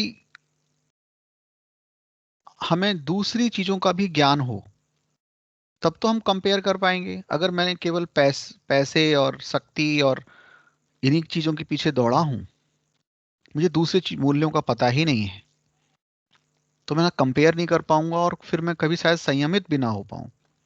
जैसे मैं एग्जांपल के लिए समझाऊं, किसी व्यक्ति को कहा जाए कि भारत में तुम्हारा टोटल नेटवर्थ क्या है, तुम्हारी टोटल प्रॉपर्टी का और बाकी नेटवर्थ। उसने कहा कि सर जोड़ा जाड़ा सब कुछ जोड़ लिया उसने, और कहा कि 1 करोड़ रुपए होगी, सब कुछ जोड़ लिया तो 1 करोड़ रुपए। ठीक है, उसको उठा के किसी जहां ह्यूमन डेवलपमेंट इंडेक्स अच्छा है, किसी ऐसे कंट्री में डाला गया और कहा गया कि तुम्हारी संपत्ति को हम आधा कर दे रहे हैं। यहाँ पर इंडिया में 1 करोड़ था ना, यहाँ 50 लाख रहेगा। बट अब आप वहां पे वो गया, उसने देखा कि ह्यूमन वैल्यूज ज्यादा हैं। जब मैं खाना खा रहा हूं तो मुझे डरने की जरूरत नहीं है कि मेरे फूड में कोई मिलावट होगी। जब मैं कोई टीचर से पढ़ रहा हूं तो मुझे डाउट नहीं है कि वो अपना पूरा ईमानदारी से काम नहीं करेगा। डॉक्टर के पास गया तो डॉक्टर, मुझे बिल्कुल डाउट नहीं है कि वो एट पर द बेस्ट वो अपना काम नहीं करेगा। मुझे मालूम है सब कुछ ठीक से है, कानून व्यवस्था से लेकर सब कुछ ठीक है। तो मैंने एक अलग लाइफ जी, जिसमें मैं निर्भय होकर जी पाता हूँ। क्यों? मुझे कोई डर नहीं है कि मुझे जरूरत पड़ी तो मैं रात में 3 बजे भी उठ के जा सकता हूँ। मुझे कोई डर नहीं है। क्यों डर नहीं है? ह्यूमन वैल्यूज ज्यादा हैं और सब कुछ इस ढंग से है। तो मुझे साल भर बाद कहा जाए कि सर यहाँ पे तो 50 लाख में काम चल रहा था आपका, आपको वापस 1 करोड़ वाली जगह भेज रहे हैं, जो आपकी टोटल नेटवर्थ इंडिया में थी वापस भेज रहे हैं। बहुत सारे लोग वापस आना नहीं चाहेंगे। क्यों नहीं आना चाहेंगे? एक हायर वैल्यूज को उन्होंने देखा, जिसमें, क्योंकि अब तक पैसे ही सबसे बड़ा वैल्यू था और पैसा ही वैल्यू था, तो उस पर संयम नहीं था। फिर मैं ज्यादा से ज्यादा पैसा कमाना चाहूंगा। अगर यही वैल्यू ही है और इससे ही मुझे भ्रम है कि सब कुछ सही होगा, तो मैं इस भ्रम के पीछे मैक्सिमम दौड़ूंगा, या कुछ और चीज शारीरिक बॉडीली प्लेजर कोई हो उसके लिए दौड़ूंगा। लेकिन जैसे ही मैं डिफरेंट चीजों को जान पाता हूं या मैं संयमित हो पाता हूं कुछ और चीजों से, तब मैं दूसरी चीजों के लिए समय निकाल पाता हूं। ऐसे भी देख सकते हैं।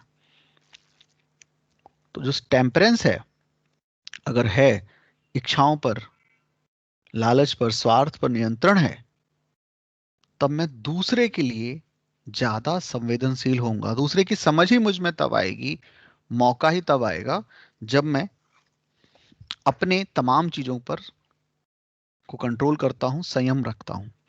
जब मेरी चीजें फुलफिल हो जाती हैं, क्योंकि संयम होने से फुलफिल होगा, संयम नहीं है, कंट्रोल नहीं है, तो फुलफिल तो एक भी चीज नहीं हो सकती। पर जैसे ही कंट्रोल होता है, मेरी अपनी चीजें फुलफिल होने लगती हैं कंट्रोल होते ही, और तब मेरे पास मौका होता है दूसरी चीजों को देखने का भी, दूसरों के बारे में सोचने का भी। दूसरा भी मेरे लिए फिर वैल्यूएबल हो जाता है। मैं अपने में ही खोया हुआ हूं, वही पूर्ति नहीं हो रही, मेरी ही कमी पड़ जा रही है, तो दूसरे का मैं कहाँ सोचूंगा? सिविल सर्विसेज में अगर ये समझ है कि चीजें मेरी जरूरत के हिसाब से हों और जरूरत नियंत्रित हैं, इनकी अपनी एक यूटिलिटी है, ये ना होना प्रॉब्लम है, बट इनका बहुत ज्यादा हो जाना कोई सोल्यूशन नहीं है किसी चीज का, तो फिर मैं अलग अलग चीजों को ट्राई करूंगा और उसमें मैं अपने चेतना के लेवल को डिफरेंट चीजों पे देखूंगा। मैं पैसा भी कमा रहा हूँ जितना चाहिए नियंत्रण के साथ, संगीत भी के लिए मेरे पास टाइम है, क्योंकि अब मैं खाली उसी के पीछे दौड़ नहीं रहा हूँ पैसे के पीछे। फैमिली के लिए भी मेरी वैल्यू है, क्योंकि मैं उनको समय दे रहा हूँ, मैं उनको समझ पा रहा हूँ। मित्रों को समय दे रहा हूँ, मित्रों को समझ पा रहा हूँ। सोसाइटी में और जो मेरे सोसाइटी के जो मेरे दायित्व हैं, मेरे जो एज ए सोसाइटी मेरी जो ड्यूटी है, मैं वो समझ रहा हूँ, उन लोगों के लिए मैं कर पा रहा हूँ। ये सब मैं तब पर कर पाऊंगा जब अपनी ऊपर, अपनी इच्छाओं पर, अपने लालच पर, अपने स्वार्थ पर क्या हो? नियंत्रण हो। That is temperance. बताओ, बात समझ में आई?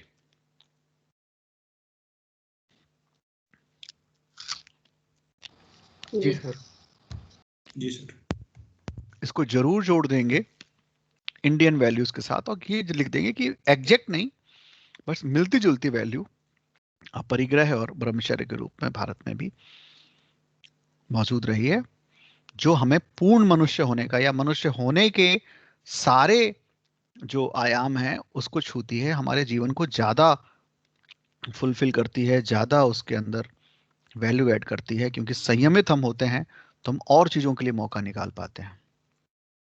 क्योंकि जीवन का जो हर्ष है वो हर्ष किसी एक चीज से नहीं हो सकता, वो जीवन को पूर्णता या संपूर्णता में देखने से हो सकता है, वो टेम्परेंस के बिना संभव नहीं है। वरना मैं कुछ एक चीजों के पीछे ही पूरा जीवन लगा देता हूं और जाहिर सी बात है वो फुलफिल हो नहीं सकता, खाली हाथ ही रहता है और उसके बाद मैं हमेशा एक पछतावा महसूस करता हूँ और खालीपन महसूस करता हूँ, क्योंकि जाहिर सी बात है हम एक आध चीज के पीछे दौड़े और वो फुलफिल हमें करती नहीं है। तो संयमित होना हमें जीवन को 360 समझने के लिए आवश्यक है।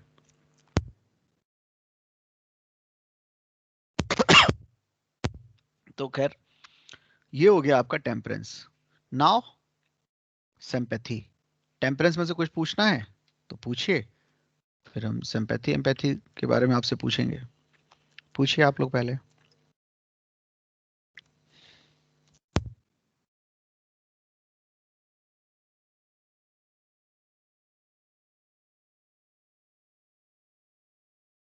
नहीं तो ठीक है, आगे बढ़ते हैं। सिंपैथी, सहानुभूति।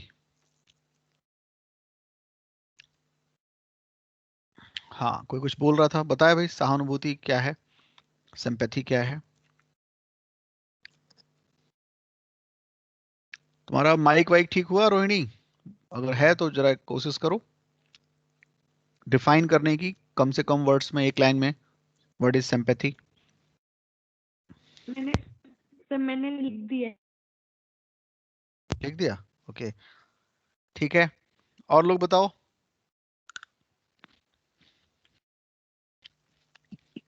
सर सिंपैथी में बोलेंगे when we are considerate for the people और human, even if we do not actually understand the problem, but we considerate and try to understand. That is a kind of sympathy. ठीक है, okay और कोई बोलो।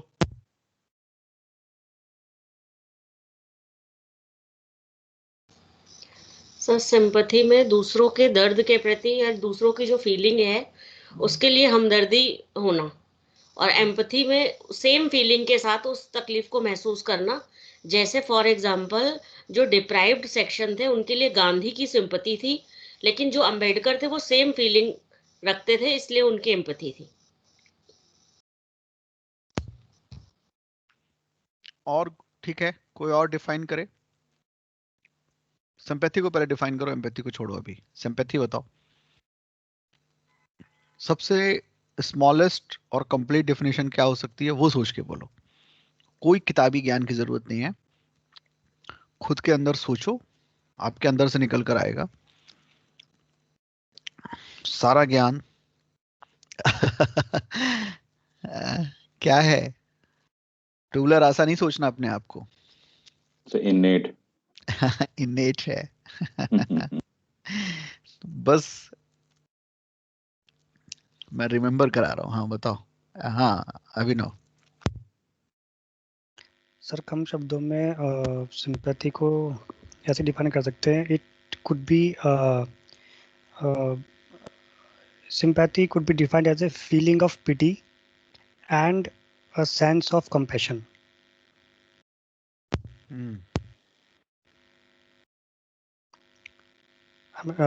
Sir, we do feel bad or try to understand the feelings of others or situation of others, but from very external side.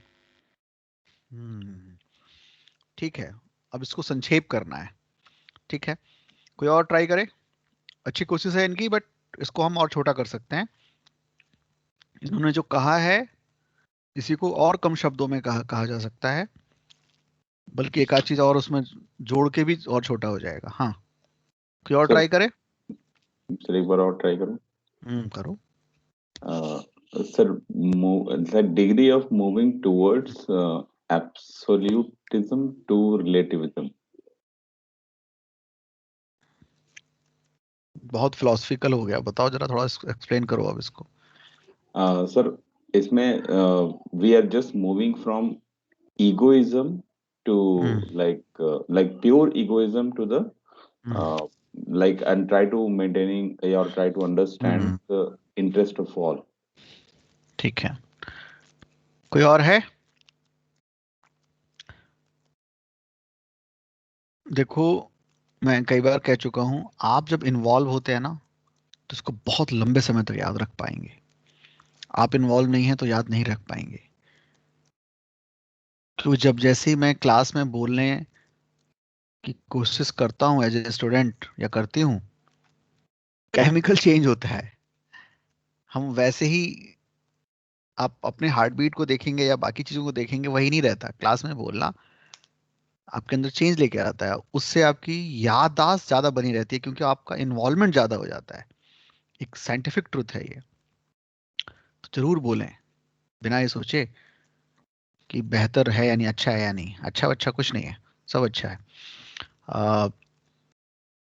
Sanjay बताओ, सहानुभूति क्या है? Sir वही पहले बताया था कि जब हम कुछ सोचे तो सोचने का आधार स्वयं ना होके दूसरे के ऊपर केंद्रित हो। हाँ चलो ठीक है, एक लाइन लिखो। मैं इंग्लिश में बोल देता हूँ, फिर हिंदी में भी बोलूंगा। सिंपैथी लिखिए। To understand others pain at cognitive level, full stop, that's it. To understand others pain at cognitive level, दूसरे की पीड़ा को ज्ञानात्मक स्तर पर समझना सहानुभूति है। दूसरे की पीड़ा को अंडरलाइन करना है ज्ञानात्मक स्तर, कॉग्निटिव लेवल।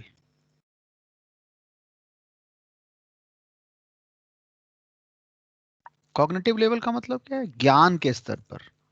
याद है ना आप लोगों को, ये वर्ड पहले भी एक दो बार पढ़ चुके हैं अलग अलग रेफरेंस में।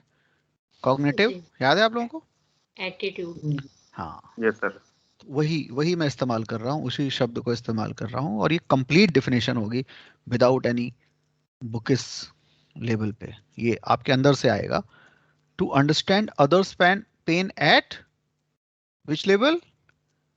कॉग्निटिव लेवल, ज्ञान के स्तर पर। ये 100% कंप्लीट डेफिनेशन है, कुछ भी और जोड़ने घटाने की जरूरत नहीं है, बस क्योंकि आपको एक्सप्लेन करना है इसलिए मैं जोड़ घटा रहा हूं इसमें। दूसरे की पीड़ा को ज्ञानात्मक स्तर पर समझना, दूसरे की पीड़ा में ज्ञानात्मक तत्व के साथ समझना। इसमें क्या एलिमेंट है? कॉग्निटिव, ज्ञान एक ज्ञानात्मक तत्व है। इसके अंदर संवेदनात्मक स्तर है, संवेदना के स्तर पर मैं समझ रहा हूं। ठीक है, मैं अपनी पीड़ा को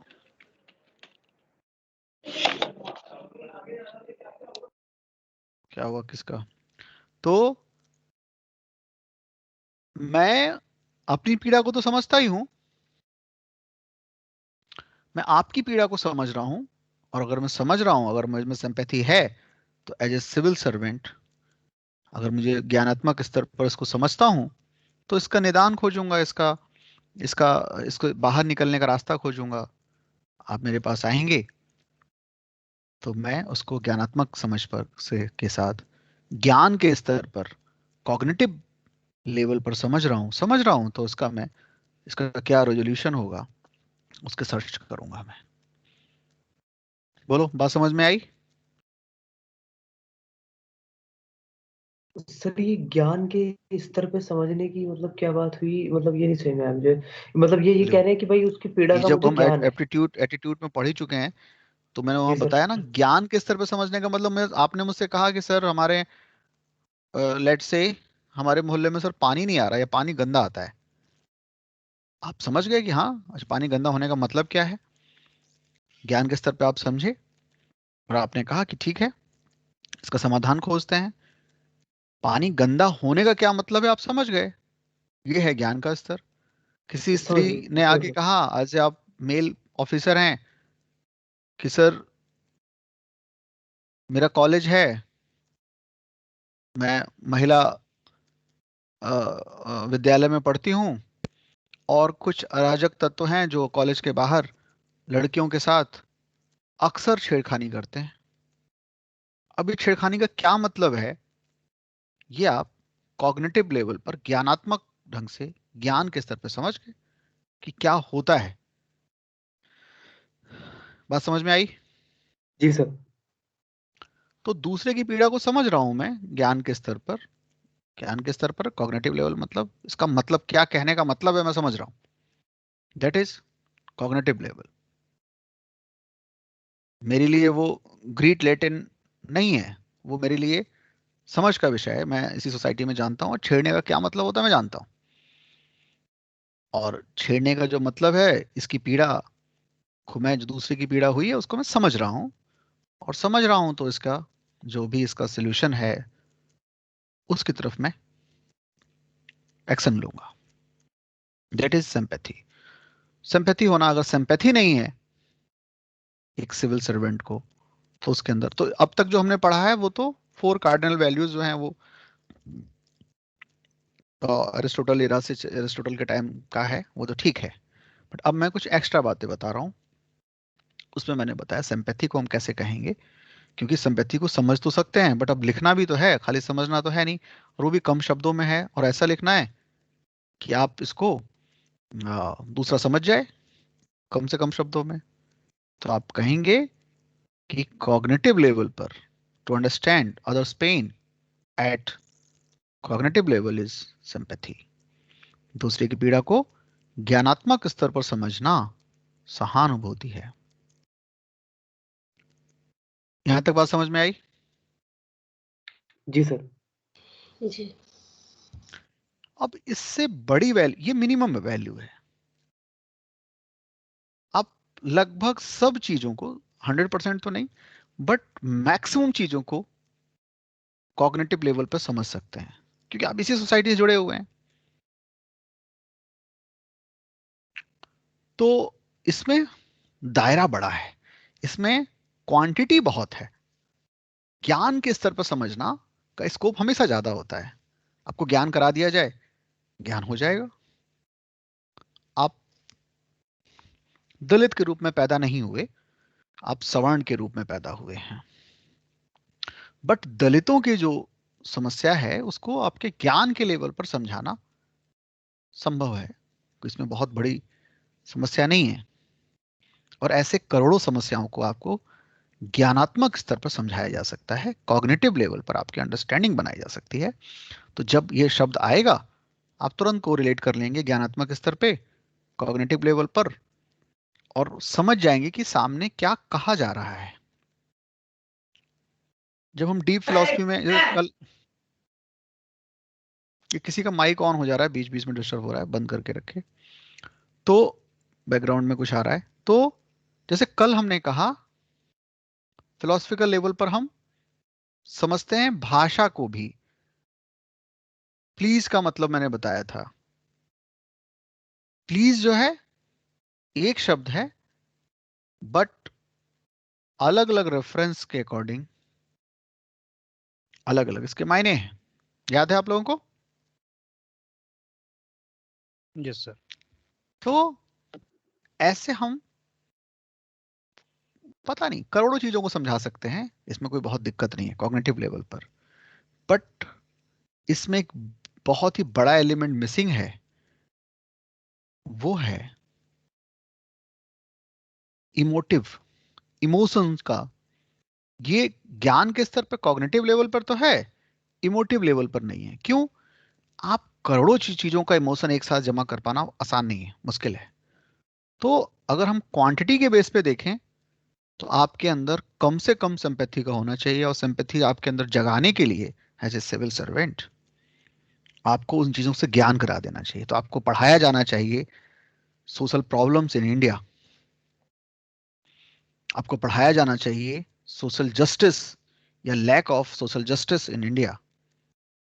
इस तरह की बात अगर मैं बता दूं तो कॉग्निटिव लेवल पर ऐसी लाखों समस्याएं, पानी की समस्या, खाने की समस्या, सिक्योरिटी की समस्या वगैरह वगैरह वगैरह, मैं आपको बहुत सारा ज्ञान करा सकता हूं, क्योंकि ये इसका स्तर केवल ज्ञानात्मक है। गरीबी क्या है, हो सकता है कि आप उस ढंग से गरीबी में आप पे ईश्वर की कृपा रही है और आप इस तरह के गरीबी नहीं देखी आपने, बट ज्ञान तो कराया जा सकता है। हाँ, कई बार ज्ञान सही नहीं होता, तो आप हिस्ट्री में देखेंगे कई बार राजा से लोगों ने कहा या रानी से कहा कि लोगों के पास खाने को ब्रेड तक नहीं है, अनाज नहीं है, ब्रेड नहीं है लोगों के पास। तो रानी ने उसको कहा कि ब्रेड नहीं है तो वो केक क्यों नहीं खा लेते? तो वो एक अलग ही मैटर हो गया, क्योंकि वो ज्ञानात्मक लेवल पे भी समझाया नहीं गया उनको। बट इस तरह के जवाब आप हिस्ट्री में देखते हैं, बट फिर भी पेन को समझाया जा सकता है। अब हम आते हैं एम्पैथी, जो हमारा एम्पैथी है। एंड एम्पैथी, जिसकी हिंदी है समानुभूति, इसमें लिख लो, खाली इशारे में लिख लो, एक लाइन में बना लेना अपना। कॉग्निटिव प्लस इमोटिव, ज्ञानात्मक प्लस संवेगात्मक पक्ष होता है इसके अंदर। ज्ञानात्मक मुझे समझना सिखाता है, मैं समझता हूं। जब कोई कह रहा है मैं गरीब हूं, तो मतलब मैं समझ रहा हूं। कोई कह रहा है मुझे, मेरे साथ छेड़खानी होती है, मैं स्कूल जब जाती हूँ, क्या लड़कियां आई हैं आपके पास कई ग्रुप में और कह रही हैं सर वहाँ पे सुरक्षा चाहिए, क्योंकि वो उसमें कुछ इलाका बड़ा सुनसान सा है और डेली आने जाने में समस्या होती है। तो आप ज्ञान के लेवल पर समझ रहे हैं, तो समझ रहे हैं, ज्ञानात्मक है। प्लस आप संवेगात्मक में क्या है, महसूस भी कर रहे हैं, फील भी कर रहे हैं। That is cognitive level plus emotive level equal to sympathy. तो जहां पहले खाली कॉग्निटिव लेवल था, वो तो बेसिक चीज है, ज्ञान तो होना ही चाहिए, बट ज्ञान होने से कई बार आप उसको एज इट इज नहीं समझ सकते। जैसे मैंने आपको एक उस समय बताया था, मुझे एग्जाम्पल याद आ रहा है, जो पहले शायद बता चुका हूं, कि भाई सिविल सर्वेंट में मान लीजिए हम बढ़ा दें कि सारे तो नहीं, बट आईएएस आईपीएस के लिए अब मान लो 200 सीटें होती हैं, तो हम 400 लोगों को लेंगे या और ज्यादा लोगों को ले लें, और हम उनको फाइनल तब उनको सेलेक्ट मानेंगे जब उनको वो एम्पैथी वाले कुछ चीजों से गुजरे। तो 2 साल वो मान लो या 2 महीने उनको, जो पुरुष हैं उनको दाढ़ी मूछ उनकी साफ की जाए और स्त्रियों के कपड़े पहना के उनसे कहा जाए कि आपको हमेशा ऑब्जर्व किया जाएगा, आपको 2 महीने रहना है एक नई जगह, एक नए प्रांत में, और उसके हिसाब से आपको तय होगा, मार्क्स मिलेंगे। अब वो स्त्री के रूप में है। तो जैसे मैंने कहा था कि आमतौर पर अभी होता है कि हम पढ़ते हैं, पढ़ते पढ़ते अभी जाड़े में तो नहीं, जाड़े में तो ऐसे ठंड लग रही होती है, बट गर्मियों में अक्सर मन होता है कि यार पढ़ते पढ़ते थक गए, चलो आइसक्रीम खा आते हैं। तो बगल में हमारे यहाँ, आप सभी जगह होगा कुछ ना कुछ आइसक्रीम की कोई ना कोई जगह होती है जो रात भर खुला ही रहता है। तो आप 11 बजे 12 बजे उठे, पढ़ते पढ़ते, अरे चलो यार आइसक्रीम खा के आते हैं, पैदल पैदल टहलते हुए चले गए, खा के चले आए, कोई झंझट ही नहीं, क्या दिक्कत है इसमें। लेकिन अब आप स्त्री के रूप में हैं, कुछ सोचा भी नहीं था, और पता चला कि आप यहां से वहां तक गए, बहुत तरह की जो अनसोशल एलिमेंट हैं वो आपको पहली बार महसूस हुआ, क्योंकि आप एज ए पुरुष आपने ज्ञानात्मक स्तर पे तो जानते थे कि छेड़खानी होती है, समस्या होती है, डर होता है, भय होता, ना भी हो, कोई ऐसा कोई ना भी मिले, फिर भी मन में एक भय होता है जो आमतौर पे पुरुष के रूप में मुझे कभी नहीं हुआ, और 12 बज रहा हो 11 बज रहा हो, पीछे ही तो 10 20 50 कदम पे जाना है, कभी ख्याल ही नहीं आया। बट स्त्री के रूप में, और बाई चांस ऐसे में कोई घटना हो गई, मैं अपने आप को रिवील तो कर नहीं सकता, मेरे मार्क्स जुड़े हुए हैं अपने आप। तो मैंने महसूस किया कि अरे समस्याएं कई लेवल पर है। या मुझे ऐसे ही भीड़ भाड़ वाली बस में या भीड़ भाड़ वाली जगह से यात्रा करनी पड़ जाए, तब जाके समझ में आया कि अरे बाप रे, समस्या जो है ना वो बहुत ही भयंकर है। वो ज्ञानात्मक लेवल पे समझा नहीं जा सकता केवल, क्योंकि ज्ञानात्मक लेवल पे तो खाली ये कहा जा रहा है कि छेड़खानी हुई है या होती है या हो इस एरिया में। बट जब मैं एज ए फीमेल मैं उससे गुजरता हूँ, तब समझ में आता है कि भाई किस किस तरह के भय होते हैं, और भय का लेवल, मैं अपने आप को सुरक्षित महसूस नहीं करता हूँ जब मैं एक स्त्री के रूप में हूँ, एक भरी बस में बैठा हूँ या एक भरी भीड़ वाली जगह पर हूँ। तो बहुत तरह की समस्याएं हैं जो जो बताया भी नहीं जा सकता, केवल महसूस किया जा सकता है। अब 2 महीने बाद मेरे उसका जब मूल्यांकन होगा, अब मैं एम्पैथी भी महसूस भी कर रहा हूं।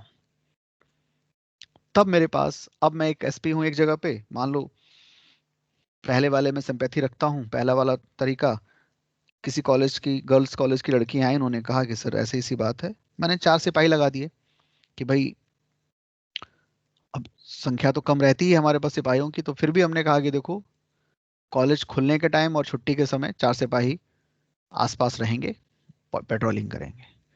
फिर 4 दिन बाद फिर लड़कियां आई कि सर कुछ नहीं हो पा रहा है उसकी वजह से, और इस जगह भी है, मैंने फिर कर दिया। 2 4 बार के बाद मैं कहूंगा यार हद है, अब यही करते रहें क्या, छेड़खानी ही रोकते रहें, पूरे जिले में चोरी डकैती दूसरे अपराधी हैं उनको में हम पकड़ें, या छेड़खानी रोकते रहें? कि संभव है मैं झिल्ला जाऊं, मैं उनके ऊपर चीख जाऊं कि क्या है ये, तुम लोगों की भी कोई गलती रहती होगी, ऐसा कैसे है? अब 4 सिपाही रख दिए हैं, क्या वहां पे मैं पूरी पलटन लगाऊं? तुम लोग अपना देखो। तो इस तरह से मैं कह सकता हूं। क्यों? सिंपैथी रख रहा हूं, ज्ञानात्मक रूप से मैंने एक्शन भी लिया। अब बट इतने बड़े बड़े काम हैं, इतने सारी अनरेस्ट है हमारे डिस्ट्रिक्ट में, बड़ी बड़ी डकैतियां हो रही हैं, चोरी हो रहे हैं, बाकी चीजें हैं, अब उनको देखूं कि मैं गर्ल्स कॉलेज के आगे खुद पेट्रोलिंग करूं? पॉसिबल नहीं है, भगा दूंगा या टाल दूंगा, कुछ ना कुछ करूंगा। पर अगर मैं अब इससे गुजरा हूं, तो मैं समझ रहा हूं कि ये मैटर बहुत बड़ा है, तब मैं अलग ढंग से एक्शन लूंगा। मेरी बात समझ रहे हैं आप लोग? ऐसे ही जातिगत ढंग से सवर्ण के रूप में पैदा हुआ, सो कॉल्ड अपर कास्ट, तो मुझे उस दर्द पता ही नहीं कि जब मुझे जातिगत रूप से खाली इशारा भी कोई कर दे तो मेरे दिल पे क्या गुजरती है। तो ऐसे माहौल में अगर 2 महीने भी रखा जाए तो लिख लो, कैसे इसको लिखेंगे?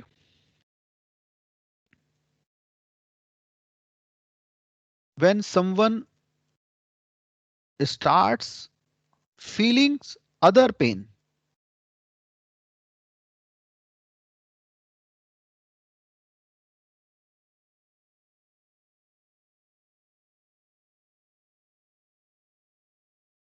when someone starts feeling of other pain is empathy। या कॉमा करके और बड़ा लिखना तो लिख सकते हो, इन वैल्यू और virtue he or she possess empathy। When someone starts feeling of others pain, this virtue is called empathy। बोलो, समझ में बात आई क्या?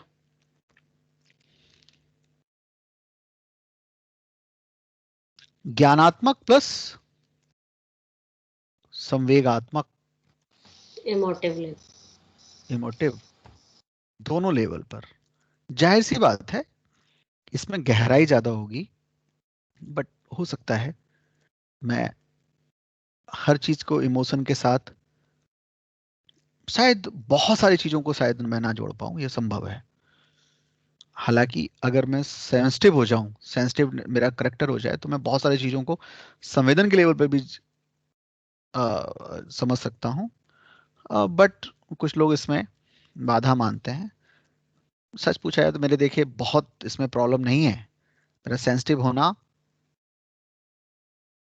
बहुत जल्दी मुझे ज्ञान भी हो जाएगा और मैं उसको उसको फीलिंग को भी, मैं उस पेन को भी मैं समझ पाऊंगा अगर मैं उस लेवल पे सेंसिटिव हूँ। बट कुछ लोगों का कहना है कि इसमें गहराई ज़्यादा है बट क्वांटिटी कम है। ओके, इतना भी है तो ठीक है। अगर हम 10-5 चीज़ों के लिए भी अगर इमोशन जोड़ लें तो मेजर समस्याएं, सोसाइटी की 90% समस्याएं कम हो सकती हैं। तो इस तरह से हम देखें तो इसको हम कहाँ यूज कर सकते हैं?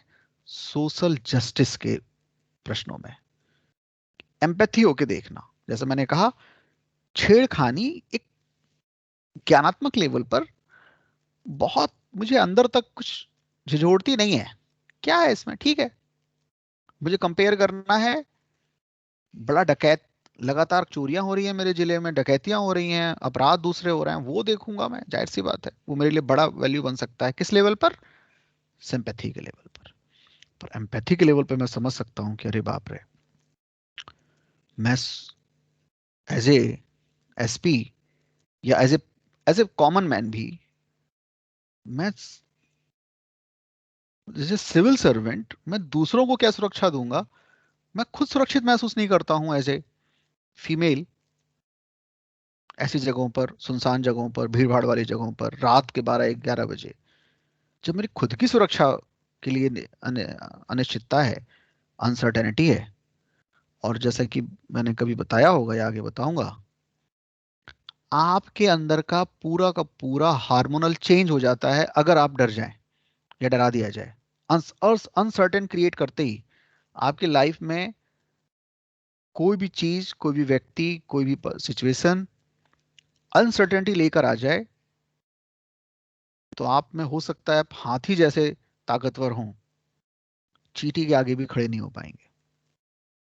क्योंकि हमारी जो पूरी स्ट्रेंथ है, मेंटल से लेके फिजिकल तक, वो कुछ हार्मोनल केमिकल कंपोजिशन पे खड़ी है, और उसको पूरी तरह डिस्टर्ब किया जा सकता है अगर मैं आपको अनसर्टेन क्रिएट कर दूं। अनसर्टेनिटी जो कि एक महिला के तौर पर बड़ी संख्या में हो सकता है, उसकी कोई एबिलिटी काम नहीं आएगी, कोई तर्क बुद्धि, कोई रीजन, कुछ काम नहीं आएगा अगर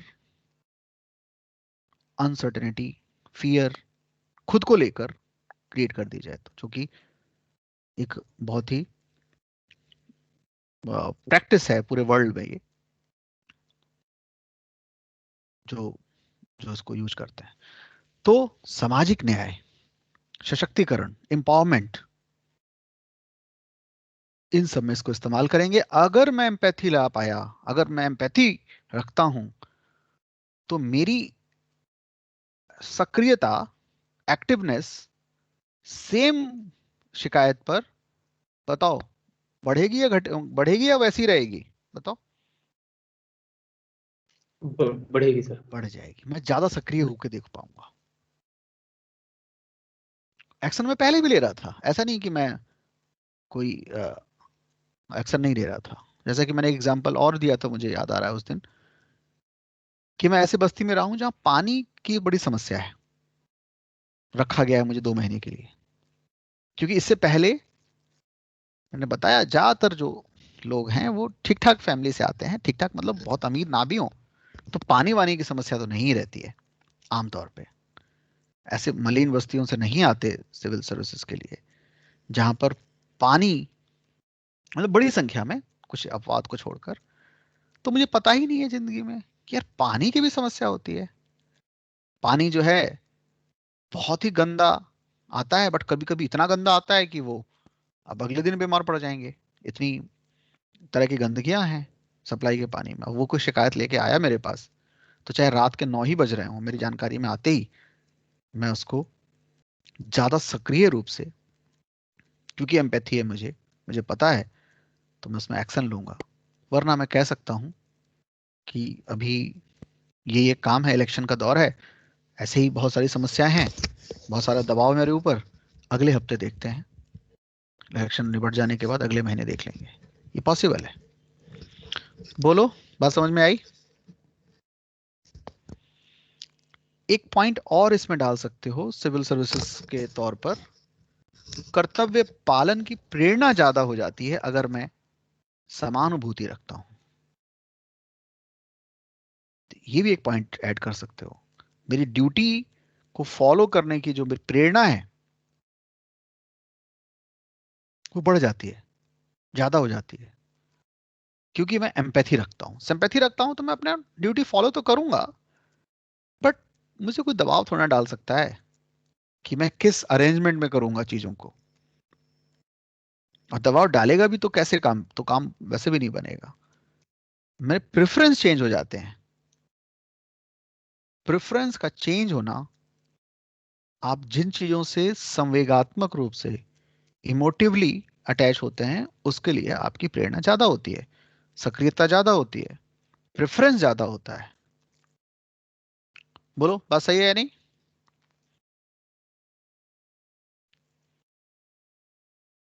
जी। आपके तमाम एक्शन में प्रेफरेंस होता है सुबह से शाम तक में। वो प्रेफरेंस जिन चीजों को लेकर आप संवेगात्मक रूप से जुड़े होते हैं उसके लिए ज्यादा होता है, ज्ञानात्मक रूप से कई बार नहीं होता।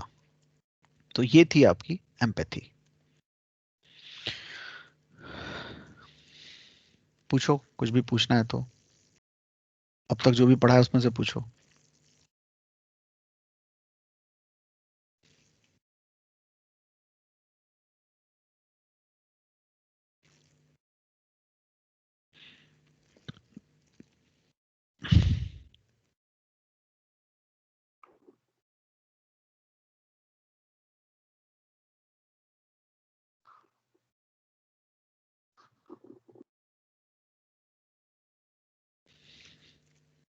नन, कुछ नहीं, ठीक है।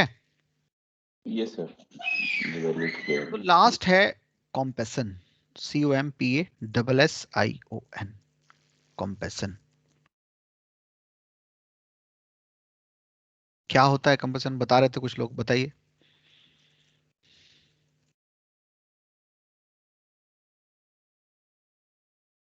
हम्म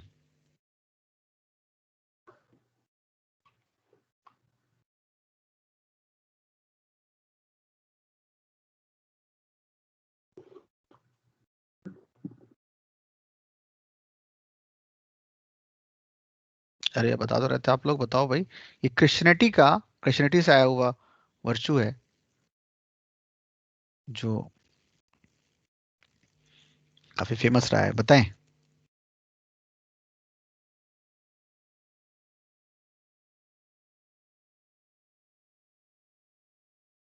इसको awareness for suffering of suffering कह सकते हैं। हम्म ठीक है, और लोग बताएं। ठीक है, फिर इसको यही बोल सकते हैं कि या समीर ने ठीक बोला कि सफरिंग्स की अवेयरनेस है, लेकिन just considering like everyone is suffering from one or the other issue, could be mental, could be physical, so we should be in support or in love with those people. ठीक है। बस, कोई और बताए? Sir इसको हम sympathy के एक एक्सटेंडेड वर्जन के रूप में भी देख सकते हैं, जिसमें सिंपैथी से ज़्यादा हमारे अंदर जो हेल्प करने की जो फीलिंग होती है, to come out of our physical and mental strength and help others, and we strongly wish for their betterment. So तो मेजरली वही एक्सटेंडेड वर्जन ही है, नेक्स्ट लेवल वर्जन है सिंपैथी का। सर इस पे एक पॉइंट और जोड़ना था। हाँ, अभिनव ने जो बोला सेम बात है, बट इसमें without expecting any any return of the service, ये बस ऐड करना था। ठीक है। कोई और कुछ बोले? आप लोगों को बोलना पड़ता है, बिना नाम लिए आप लोग अपनी तरफ से रिस्पॉन्ड करें। करुणा, कुछ ना कुछ तो हर कोई बता सकता है इसमें सर, एक इतना। तरह का पॉजिटिव इमोशन होता है जिसमें दूसरों के लिए कुछ करने की फीलिंग होती है। ठीक है। संजय। सर, दूसरे की पीड़ा समझ के उसकी कुछ सहायता करने की प्रेरणा। ठीक है, बहुत अच्छा, सब लोग सही बता रहे हैं। ठीक है, देखो बहुत तरह से कह सकते हैं, बट सभी लोगों ने ठीक बताया है। देखो लिख लो एक आध लाइन, क्योंकि फिर एक ही जैसा लगने लगेगा तो आप लोग फिर कंफ्यूज हो जाएंगे। लिखो, कैंपस कॉम्पेसन, COMPASSION means, या literally means, compassion literally means, double invert comma में लिखो, to suffer together, to suffer SUFFER together।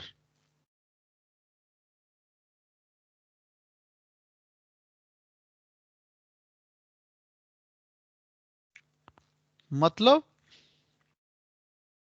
जो सफरिंग है, जो पेन है, जो दर्द है, उसको एक साथ सामने वाला जिसको हो रहा है उसके साथ उसको झेलना, साथ साथ झेलना। अब दूसरे की पीड़ा मैं कैसे झेल लूंगा? कोई दूसरा बीमार है, उसको कैसे झेल लूंगा? इसमें ये एम्पैथी से कैसे अलग है? तो एम्पैथी जैसा ही हो गया। या अल्ट्रुइज्म से कैसे अलग है?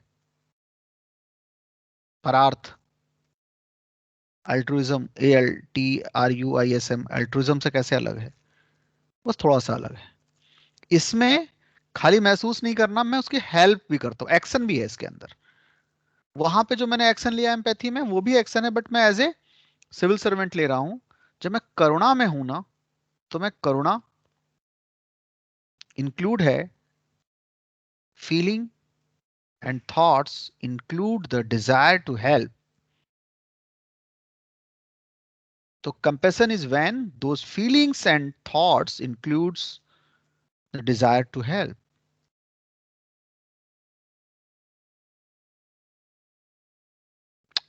बात समझ में आ रही है? थोड़ा सा फर्क है, बट एक फर्क है। बोलो, बात समझ में आ रही है? जी सर। मीन्स लिटरल मीन तो है टू सफर टुगेदर। तो कैसे हम डिफाइन करेंगे? To define that arise when you are confronted with others suffering and feel motivated to relieve that suffering, it is compassion। तो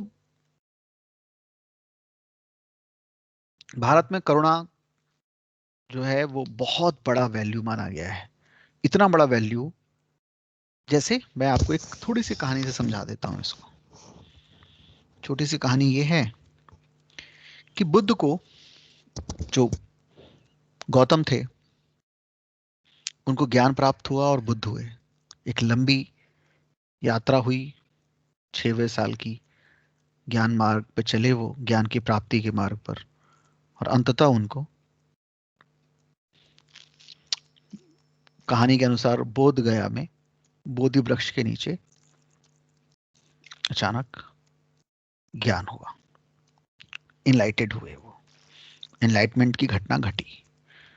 ये घटना घटी तो ये इतनी विराट घटना थी कि वो चुप हो गए, अंदर तक शांत हो गए।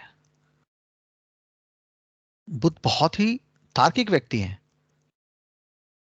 बुद्ध जैसा, मैं कभी बुद्ध की कहानी सुनाऊंगा तो आपको कुछ नए आयाम मिलेंगे।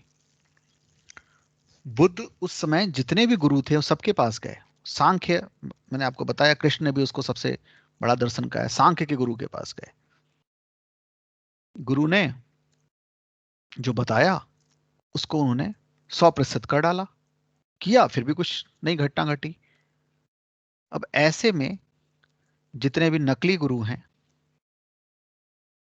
उनकी गुरु डम चलती ही इसलिए है क्योंकि शिष्य नकली हैं। असली शिष्य मिल जाए तो केवल असली गुरु टिकेगा, नकली गुरु धाराशाही हो जाएंगे, गिर जाएंगे। असली नकली का क्या है? बुद्ध को जो भी काम दिया गया, बताया गया कि ये करो, बुद्ध ने 100% वो किया। अब किया तो अब सारी जिम्मेदारी गुरु की है कि भाई किया, हुआ नहीं। तो इस तरह के तमाम गुरुओं को से गुजरते हुए उन्होंने समझा, और ऐसे गुरु खुद हाथ जोड़ लेंगे कि भैया कहीं और देखो, क्योंकि गुरुडम चलती रहेगी। कहा गया, वो करने वाला कर ही नहीं रहा, आधा अधूरा कर रहा है, तब कहा जा सकता है कि भाई देखो तुमने किया ही नहीं। तो ऐसे तमाम, खैर बुद्धिज्म के टाइम ज्यादा बताऊंगा मैं।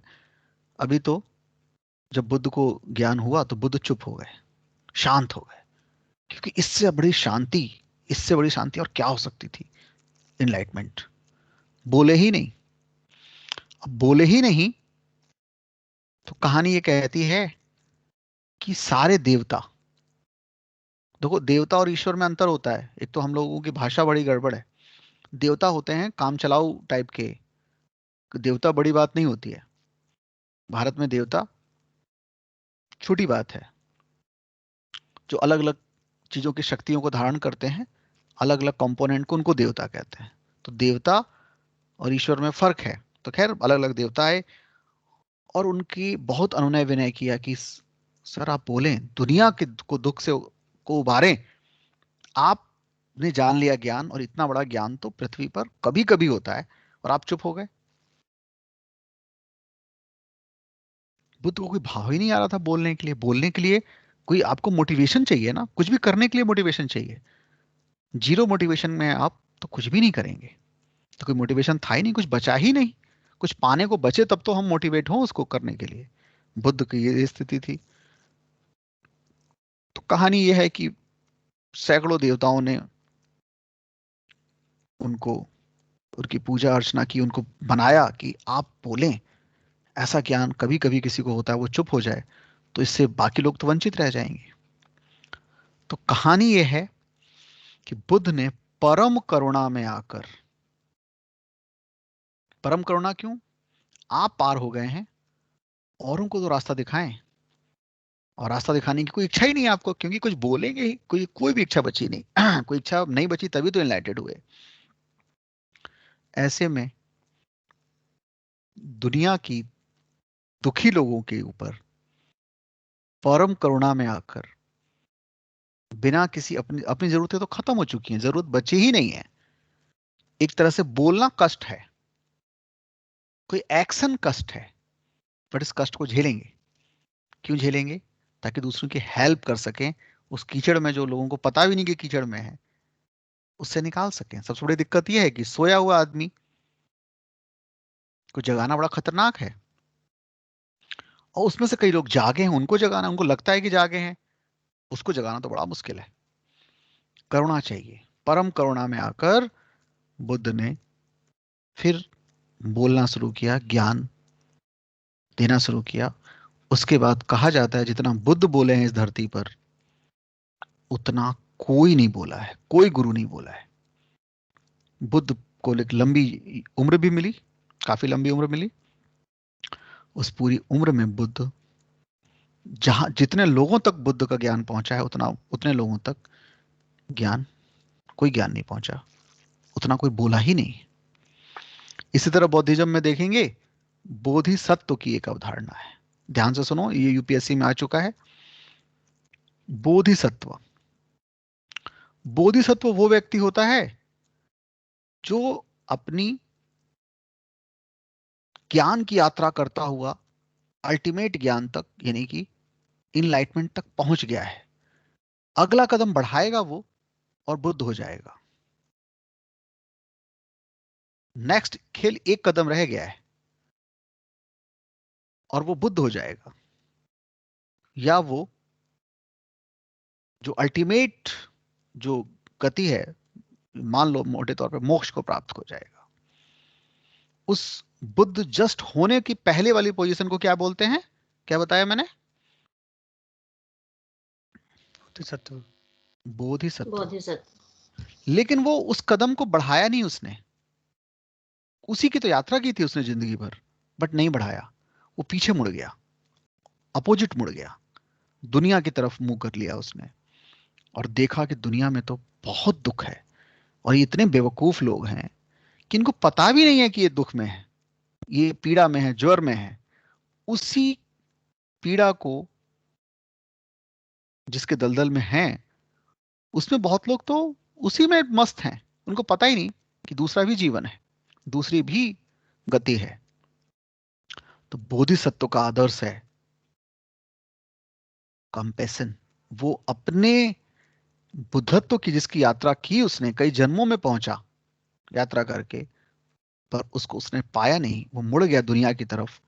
दुनिया की तरफ मुड़ा तो उस किस वर्चू के हिसाब से मुड़ा, किस वर्चू के कारण मुड़ा? कंपैशन, करुणा। उसने अपना बोधित्व, अपना बुद्धत्व, अपना एनलाइटमेंट, अपना मोक्ष छोड़ दिया। क्योंकि हम देखेंगे कुछ जगह पे मोक्ष की जो अवधारणा है, उसके बाद आप फिर कुछ और नहीं करते, क्योंकि फिर कुछ करने के लिए का भाव ही नहीं बचता, तो फिर आप किसी और के काम नहीं आएंगे। आप तो खैर, आपकी तो परम गति हो गई, बट उसको त्याग के, उससे मुंह मोड़कर दुनिया की सफरिंग को, जैसे मैंने कहा टू सफर टुगेदर, उस सफरिंग को के लिए वो आ गया। That is compassion. I think मोटे तौर पे समझ में आया होगा आप लोगों के, समझ रहे हैं? तो जी क्रिश्चियनिटी ने सर। इसको काफी बढ़ाया।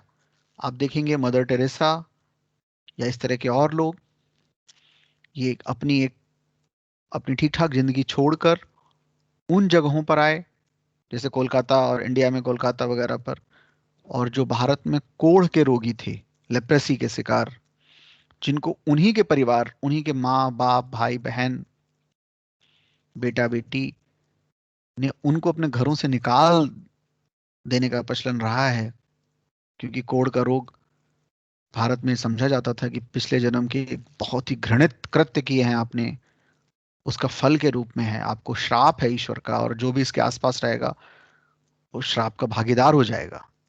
तो अपने प्रियतम, जो सबसे प्रिय है, बेटा बेटी पत्नी, जो भी जिस रूप में भी है, उसको घर में रहने की जगह नहीं दी जाती, निकाल दिया जाता है। उनकी सेवा की, लेप्रेसी का उन्होंने तमाम जगह पर वो बनाया, उसके लिए आश्रम बनाए, उसके लिए हॉस्पिटल बनाए। That is compassion. और उस पीड़ा को आप तभी महसूस करेंगे जब साथ में उनकी as a action, as a help में भी आप उस सफरिंग के लिए मोटिवेटेड होंगे, उसके रिलीफ के लिए। डन? Yes sir. तो बाकी बातें मैं आपको अभी आगे बताऊंगा। तो ये हमने आपको कार्डिनल वैल्यूज प्लस, इसको आप जोड़ सकते हैं। कार्डिनल वैल्यू आए तो 4 की ही बात लिखेंगे, और सिविल सर्विसेज के फाउंडेशनल वैल्यू आए तो ये जितना भी याद आए, 4 तो वो लिखना ही है, 5 6 7 लिख सकते हैं। इस तरह से आपने एक चैप्टर और पढ़ लिया। तो that's all for today. But आप और चीज़ों को पढ़ते रहें। कुछ पूछना है तो पूछो, मैं रिकॉर्डिंग ऑफ कर रहा हूँ।